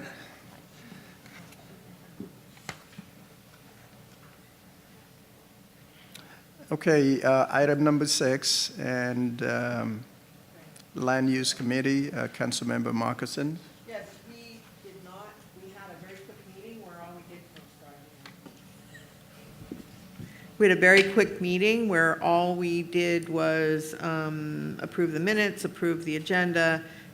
We had a few reports. I'd like to repeat to everybody, please register your fence, your non-conforming fence or hedge in your front yard or wall, because the time will run out quickly. It's already, almost the end of August, and we only have till March. So I want to encourage everybody, if you have a neighbor that has a fence, try to help them. You can go on the regional planning website /Altadena, and you'll be able to see some information there. But that was all we did in our meeting, was just do the minutes and the agenda, and then we closed the meeting for the Route 88 discussion. Thank you, Councilmember Marcuson. Any questions for the councilwoman? Okay. I will say that. Go ahead. I will say that the Lavinia change of usage project that that the town council voted on recently with a whole bunch of conditions was presented to the Regional Planning Commission on Wednesday last week, and was approved by the Regional Planning Planning Commission with conditions. That will be going has to go through the Board of Supervisors, and there's no schedule right now for that I'm aware of. They have to get on the docket, so. But we'll keep on top of that, and so that we know when it's going there, when it's going to the supervisors. So, and it was approved with all of the conditions that we put in. So, there you go. Okay. I'd like to also seize this opportunity to thank you for the wonderful work done. You, Councilmember Matthews, everybody that was on the special committee for the Owens, the public benefit, Right. to where some resources will come from the developer to benefit the community. So that was very well done. 2 of our committee members were down there and spoke to the commission about the Owen Brown grave site. So, thank you. Thanks. Okay, Community Relations Committee, Dr. Thomas.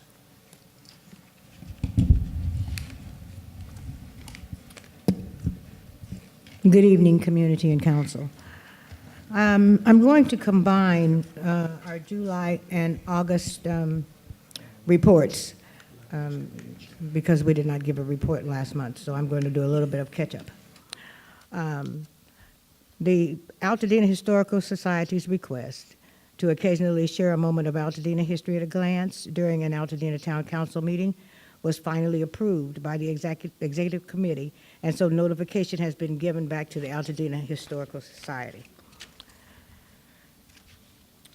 The interpretive plaque of the Buffalo Soldiers is now in place for viewing by the public. The plaque was installed along the entrance to the equestrian arena near the Loma Alta Park Monument sign over there. And so arrangements for the official unveiling, according to Post Council Member Matthews, that unveiling is still pending. They will do the unveiling, we just don't have the date yet. The request from the Altadena Chamber of Commerce that we had to introduce old and new businesses during town council meeting, that was also approved by the executive committee and referred back to the Altadena Chamber of Commerce for action, and our president is here.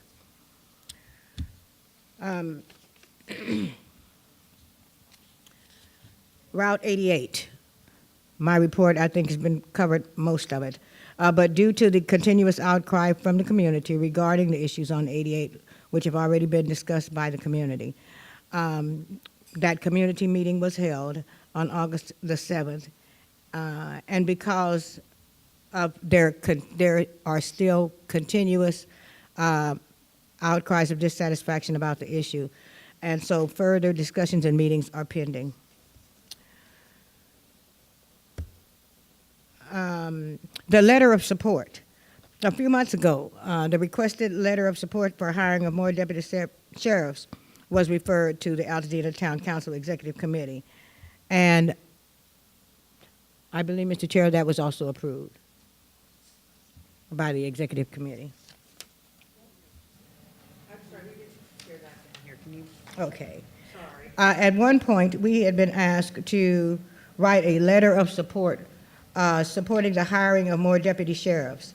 It's been a few months, but we were waiting for approval from the executive committee, and that has now been approved. Yeah, we took care of all that in your all absence. All of that, right, so okay. Thanks. Thank you. Measure A, neighborhood parks and benches that measure. Measure A, $137,774 is allocated for parks in Altadena. And there may even be additional monies available. That'll be up to LA County. The LA County will provide Measure A specific spending for Altadena parks. It was supposed to be within 60 days, but that was back in June, so it should be pretty quick coming. Eden Canyon Golf Course. Most of you now know that the ownership of that golf course will not be transferred to the city of Pasadena. Now, there's a couple of new things going on. We have nuisance noise complaints. Our committee has recently received many nuisance noise complaints about, well, of many natures. One such request being to block the leaf blowers in Altadena. In an effort to see that action, what action could be taken, several Altadena council members looked into the matter.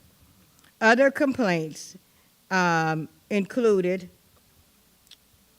notification of overly loud music at night coming from special events in parks, schools, and commercial areas. They say the night noise is too loud. We had 4 complaints about severe dog barking and even a few about roosters crowing. But my job is just to bring the complaints. There have also been many solutions offered from the citizens of Altadena to solve these problems. But our committee determined that these complaints were not something that we could do. So we are transferring this to the executive committee because they have the authority, I guess, to seek resolutions from the county for the nuisance and noise complaints. Finally, Athens Trash Company. We've had many, and I'm sure that's going to become an issue, be an issue coming up. The CRC has received many complaints regarding the continuous raising charges and the poor service from the Athens Trash Company. Many Altadena residents stated that they were not aware of these service charge increases. Other complaints include total disrespect and displacement and destruction of the trash containers by the Athens employees. Special pickup dates and times arranged with them were often not met and no cancellation call received.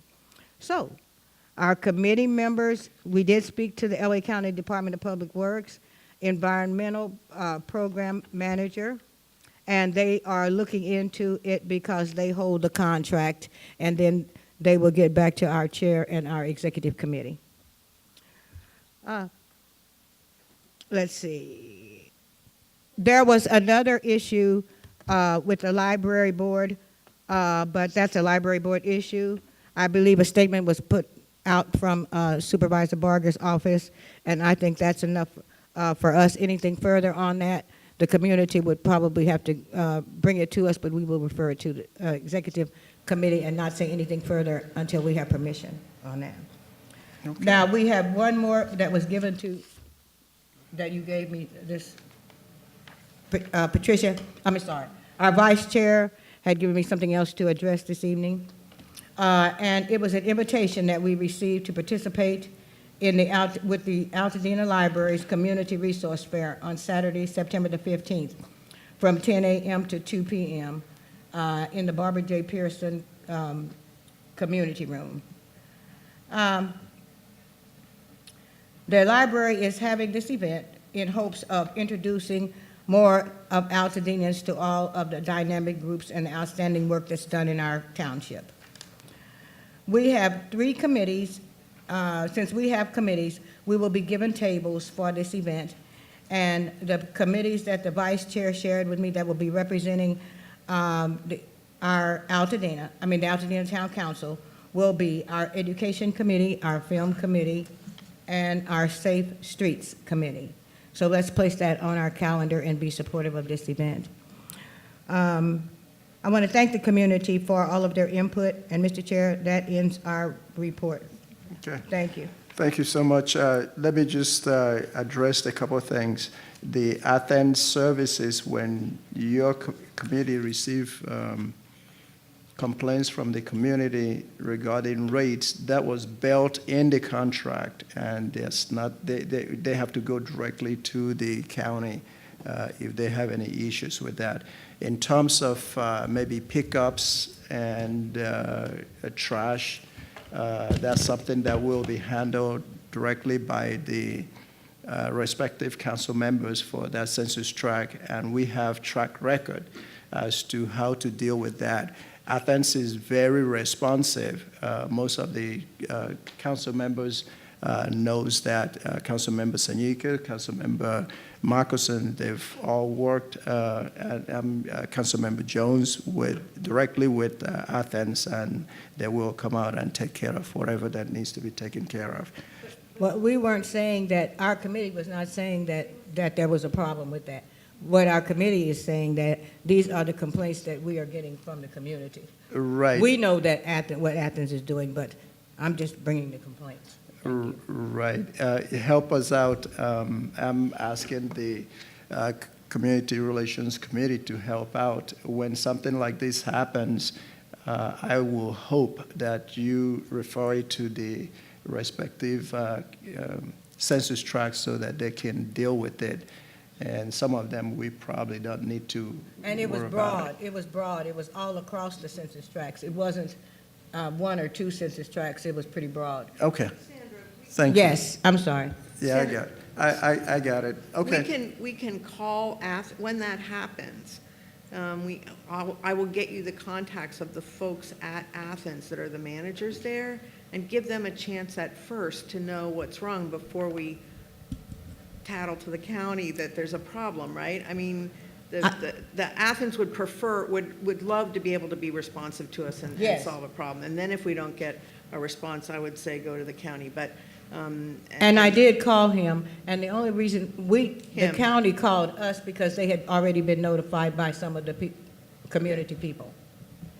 So we didn't, it's been a kind of an ongoing little thing. Does Tor know from Athens? Oh, yes, yes. You've spoken to Tor? Yes. Okay. Well, I think what we're going to do is just take this after the meeting, because You also this might is- want to see, Athens comes every so often here to our committee and does a report on how much trash they're picking up, what their special events are, and we might ask them to come do that too soon, so that we can have that interaction with Athens. Okay, may I ask the We'll do vice that. chair to please reach out to Athens and see if they can come? Thank you. All right, So thank do you you for want the. us to refer this to? We will take the rest of them from here, because some of them, what you've reported, because you missed, you had some engagement and you were not here last month. So some of those things were already covered. And I will go over that with you, but a lot of them have been covered. We were just closing them out on the committee. All right, thank you so much. We appreciate that. All right, moving on to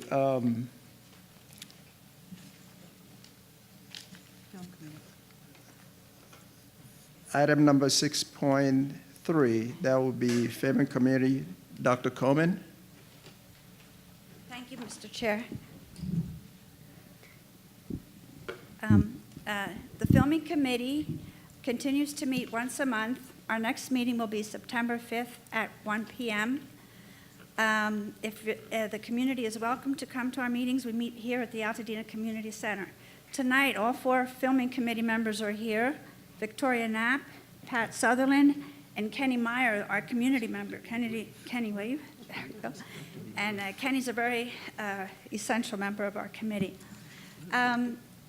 Today, I am sending Dorothy, our corresponding secretary, to the town council's corresponding secretary, a new document to upload onto the Filming Committee page on the ATC website. And this document concerns the Filming Committee's correspondence with the county CEO's office. And why are we corresponding with the CEO's office? Well, half of the council now is new, so you may not know the context of this correspondence. So a little bit over a year ago, the town council sent to Supervisor Barger a summary of the Filming Committee's survey of the feelings of Altadena, the Altadenans on location filming in Altadena and what problems there are. And generally, the community is for filming. They understand that it's an important element of the economy of the county, but there are problems. There are glitches. Film LA manages the filming permitting process, and things go wrong, and people's neighbors' toes get stepped on, and they feel intruded upon.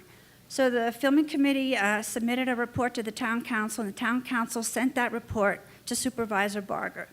And this was a couple months after the Board of Supervisors had requested that the CEO's office look into film permitting fees to see if LA was continued to be an attractive place for location filming, to be sure that the fees weren't too high. And Supervisor Barger also had asked, she was a supervisor who asked that ordinances, that the CEO look into creating ordinances to regulate filming permit conditions a little bit more, and enforcement in particular. And so the town council sent this letter to Supervisor Barger, hoping that Altadena's concerns would be taken into consideration when these ordinances were being written. And so Supervisor Barger responded pretty much immediately to the council and said that she would send these findings and recommendations to the CEO's office, and that she wanted them to be considered by the council in writing the new ordinances. So the CEO also wrote back to the town council and said it would be sending this information to the council for writing the ordinances, but they also had inputs, and their inputs represented, they put in what they think the Film LA is doing. And the Filming Committee believes that the council's office, this is COUNSEL, that the council's office might get the impression that Film LA was working very well. And we wanted to be sure that there was a correct, we wanted to be sure that the council wouldn't be misled about the facts. And so that's what this correspondence is about, and that's what's in this document that's going to be uploaded on the website soon. Any questions? Any questions from council members? Okay, as usual, we appreciate you coming in and sitting around and educating us as to what is going on. So Thank you.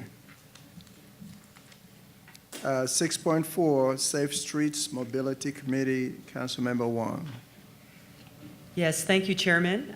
Just a quick update. We just had our August 2nd meeting a couple of weeks ago, and we are starting to get focused now. Again, the Safe Streets Committee advocates for safe, inclusive, and healthy streets for all users, regardless of mode and ability. And our action plan in 2018, leading into 2019, is focusing on safe routes to schools. So Jasmine made the announcement already. We are going to be doing a community pedestrian and bicycle safety training Friday, September 14th at Jackson Elementary. So if you want to get involved and learn more there, that is awesome. And then, let's see, September 6th will be our next meeting. Captain Tai Vong of the Highway Patrol will be joining us. So our meetings are 6 p.m. here at the Community Center. Again, that's the first Thursday. We will be then continuing our planning for the Go Human pop-up Bike Skills Park at the Bob Lucas Library. We're focusing, of course, on children, safe routes to school, bicycling and pedestrian safety education. And we will also be learning from what we've done at Jackson and invite our community to learn about walk audits, perhaps thinking about Franklin, that's right next to the library, and really being mindful of how we get around safely. We also are working to invite all the Lincoln businesses. Again, this is a library partnership. So we are inviting businesses. If anybody wants to volunteer, Granny's helping us out. Thank you, Granny. And Komen, of course. Any other community members that want to get involved to kind of bring this sort of a park for the day. We've got yoga, 2 o'clock. The event will go from 10 to 3, so that'll be really fun and exciting. And we really want to educate our community on the benefits that safe routes to schools can bring. So the library will be open as well, and we'll be holding some workshops about safe routes to schools inside. And we'll be doing the education outside with food and drinks and a picnic in the park, in the grass area, and then yoga also in the lawn right out front. And if we get one step further, we can actually even have maybe a bus ride. So we're in the planning stages because the bus stop is right outside the library, and maybe we can really learn about our transit system supporting that. So if you want to get involved, let us know. Our meeting is September 6th, or you can contact me. So there, I think that's all I have to say. Any questions? Any questions for Councilmember Wong? Thank you, Councilmember Wong. And moving on to the community, Altadena community reports. 7.2, Chamber of Commerce, Mr. Cauliflower. Thank you for having me.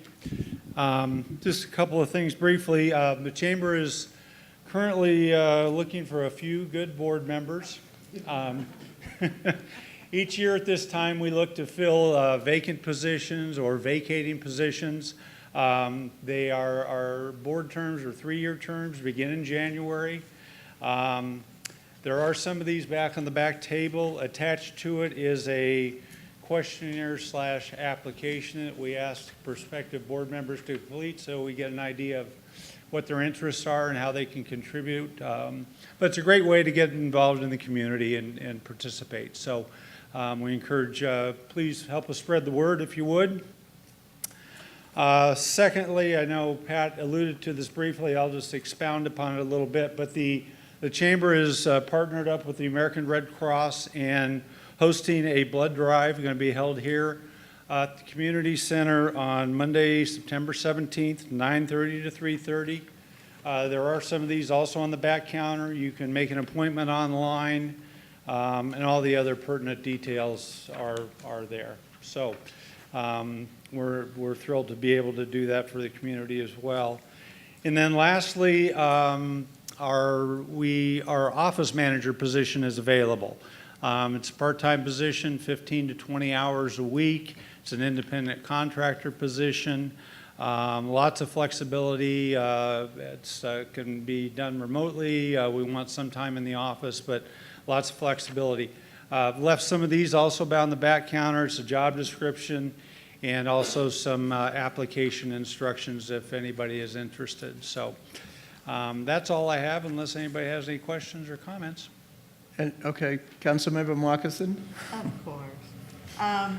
Two things. One is, can you give the community a sort of high idea of what you're looking for in a board member? Or do you have that? People that are active and want to contribute. I know that's a broad statement. Yeah, it is. But you know, we have active board members and we have board members that are not so active. And I would encourage, you know, the questionnaire is kind of thought-provoking. Okay. So I would encourage people to take a look at that. Certainly anybody that's interested, I'm happy to talk with. I know, you know, Billy is on our board and Dr. Thomas also on our board, and I know they would do the same. I guess my question is, if somebody in the community is active in the community, would like to get involved with the chamber, do they have to be a business person? Do they have to? No. Okay. No, we're a business and civic organization. Okay. So you have to either live in the community or operate a business in the community. Okay. So my second question is about my little sub-commercial area in my census tract. And Sylvia and I have been talking about, you know, wanting to, I don't know if you guys have reached out to the businesses there on Washington between Altadena Drive and Grand not Oaks, kind of. specifically, no. That's, you know, it's a sub-commercial district, but a commercial district nonetheless. And I think it would be great if somebody could help us. Well, let me reach out to you offline. Okay. And talk more about it. I'd love to hear more about your concerns and We have a issues. couple of different, you know, in my census tract, I have a couple of sub-commercial districts. One's at Allen in New York, one's at, right? And one's down on Washington, and I don't think they even know they're in Altadena. So. That's a good possibility. Yeah. Okay. No, Thanks. we'll chat. We'll Okay, chat. No, thanks. thank you. Thanks very much. Anybody else? Okay. Thank you very much. Thank you. Collaborate Pasadena, Councilmember Sanyika. Okay, thank you, Mr. Chair. The Collaborate Pasadena Leadership Council meeting was held on July the 25th, 6 p.m., and we met at Peoria Place, which is the headquarters of Young and Healthy. The objective of the meeting was to discuss the Collaborate Pasadena's transition. The Collaborate Pasadena initiative had been funded by the City of Pasadena, Pasadena Unified School District, and the County of Los Angeles. But with the Pasadena Unified School District's current financial status and the cuts to the district budget, the funding for the Collaborate Pasadena has been curtailed. As a result, the Collaborate Pasadena has been adopted as a program of Pacific Oaks College. It's believed that restructuring and merging with Pacific Oaks College will help to sustain our important work into the future, as a number of our involved constituents have indicated interest in seeing this initiative succeed for years to come. The Collaborate Pasadena Leadership Council will change its organizational structure a little, and we will operate as an advisory council to the Pacific Oaks College. And with that said, there were a few announcements made, and the meeting was adjourned at 6:40 p.m. We started at 6, and we ended at 6:40. The fastest meeting that we had. And with that, that concludes my report. Any questions? Thank you so much. Any questions from council members? Does that mean we're no longer, that the Altadena Town Council, I don't know where Pacific Oaks College is, sorry. They're on, right before you get to the 134, Okay, on Fair Oaks and On Orange Grove. Orange Grove, right. okay, all right, so in Pasadena. The, is Near what, the Smart and Final, right. okay, oh, we all know where that is. Right. So does that mean that we won't need to be involved anymore? Is No, that what we're they're- still going to be involved, but instead of being a leadership council the way we were before, we're just going to be the same leadership council, but an advisory group. Right. So our next meeting is actually tomorrow at Okay. Pacific Oaks. Okay, I guess I'm just wondering if it's not to support PUSD anymore, if the council should reevaluate the participation, just, Well, you know. I mean, I'm that's just up to saying, the council, yeah. offline, you can, the executive committee can review. I'd just like to, you know, think about it again. Okay, I will have, the executive committee will then meet with Councilmember Sanika to evaluate whether we're going to continue our representation on Collaborate Pasadena. All right, thank you so much. LA County Parks and Recs. Okay, no one. Let's get to 4610. Council members, please be brief, as brief as you can. So 4610. Hi, I'm going to be real brief. We're having an ice cream community. Speak on to We're going to have the, an ice cream community event this Saturday at the Altadena Community Gardens. Chris Holden, Assemblymember Chris Holden, Judy Chu, and will be there, along with a host of other people. And I'm hoping that my fellow council members will be there so that whoever is there will see you. So I hope that you will show up to get an ice cream. Magic word, ice cream. okay, it'll be really nice to show that support. I know I've already responded back to you. I will be out of town, but I hate to miss that. Okay, 4601. Okay, thank you so much. I just wanted to bring to the attention of the community and council that the Altadena Realty Group and Altadena Golf Course is hosting a meet and greet for the town council reps in 4612 and 4601. So myself and Jeff and Reggie and Jennifer. So the event is Thursday, August 30th, from 5 p.m. to 7 p.m. at the Altadena Golf Course. They will be providing complimentary light appetizers with the intention of really allowing the community members and residents in the census tracts to get to know their council members and voice perhaps what's important to them and what they'd like to see done. Diane? She saw the question on my face. I did. Well, because 4613's not in the mix, but I thought this was you guys putting something on for the community. It's the community getting together. No, it is us putting something on for the community. It's being hosted by Altadena Realty Group, but we've invited all of the. Oh, okay. So they're sponsoring it, yeah. Okay. I thought it was. That's how we got the free appetizers. And I did see some conversation on social media about who all can go to it. Anyone in the community could come, Can you anybody get who to wants the to mic, come. please? I mean, it's like Veronica had something at her house, and I attended it from across town, so Are we invited? anyone Yes. from the council is invited. It's, again, it's Thursday, August 30th, from 5 to 7 at the golf course. We're trying to, the golf course is under new management, and so it's a great place for us to show some love. Okay, thank you so much. Just to piggyback off of the last questions, I love the flyers that you all put out there, and I'm hoping and I'm hopeful that that's just the beginning of the big 8 census tract. Basically, all the entire council members having an event to where we can all collaborate and have the entire community come out.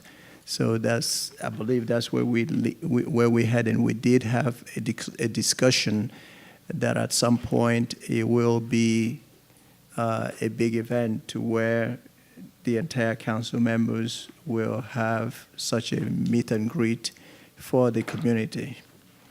So I hope that that will be the case, and I will encourage everybody to support Councilmember Knapp and the rest of the people that have put together this event.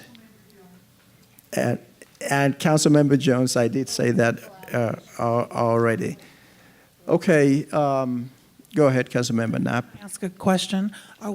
Has there been discussion as we move into September about hosting our holiday potluck again? I just think that we need to sort of get on that if we're going to do it. Absolutely. There's a couple of announcements that I'll be making before we adjourn, so that will be one of them. Okay, 46030, are you done? Okay, 460301.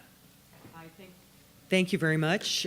Just to tag team again with Veronica, Councilmember Jones, 460301. We'll be bringing some additional celebrities. One will be Lincoln Avenue Water will be attending. So if anybody is a Lincoln Avenue Water customer, they'll be attending the ice cream social, and the Green Circle will be providing zero waste and ask that you bring your own spoon, a dish, and napkin, but they will be providing some support as well. Also, Altadena Wildlife, people will be walking around. There'll be lots of things. People are concerned about the mange coyotes in our community. There's a group, so they're going to just attend. So, and of course, safe streets. Thank you. Oh, and Captain Tai Vong is coming from the Highway Patrol. Okay, I believe we are winding down. Just a couple of announcements. The Altadena Town Council Land Use Committee. Councilmember Marcusons, I had intended to ask you officially, will you remain the chair of the Altadena Land Use Committee? Yes, I will. Thank you. All right. Then the other thing is what Councilmember Knapp mentioned. This will be the fourth holiday celebration, and it takes a lot of time to plan an event. So I believe all the council members are in favor of it. And Councilmember Knapp heading the committee. Not been asked to participate in any official way. Okay, may I then ask that it's not just you by yourself, and I thank you for accepting to be the chair for that. Listen, we learned that this is called voluntold. I'm being voluntold. Thanks, Diane. I'm coming for you. Councilmember Knapp, would you please be the chair to the fourth annual? Is it third? Is the fourth? Is it fourth or is third? the fourth? Is the fourth? We better get that right before I start. It is the fourth. The first one.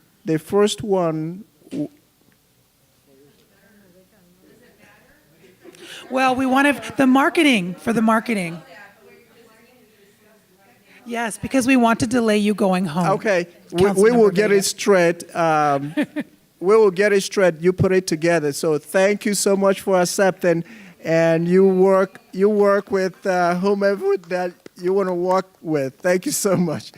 I think those are the two things that I needed to clear up with the council. So do I have a motion? Okay, so there's a motion properly seconded. All in favor? Aye. Okay, the meeting is adjourned. The time is 9:37.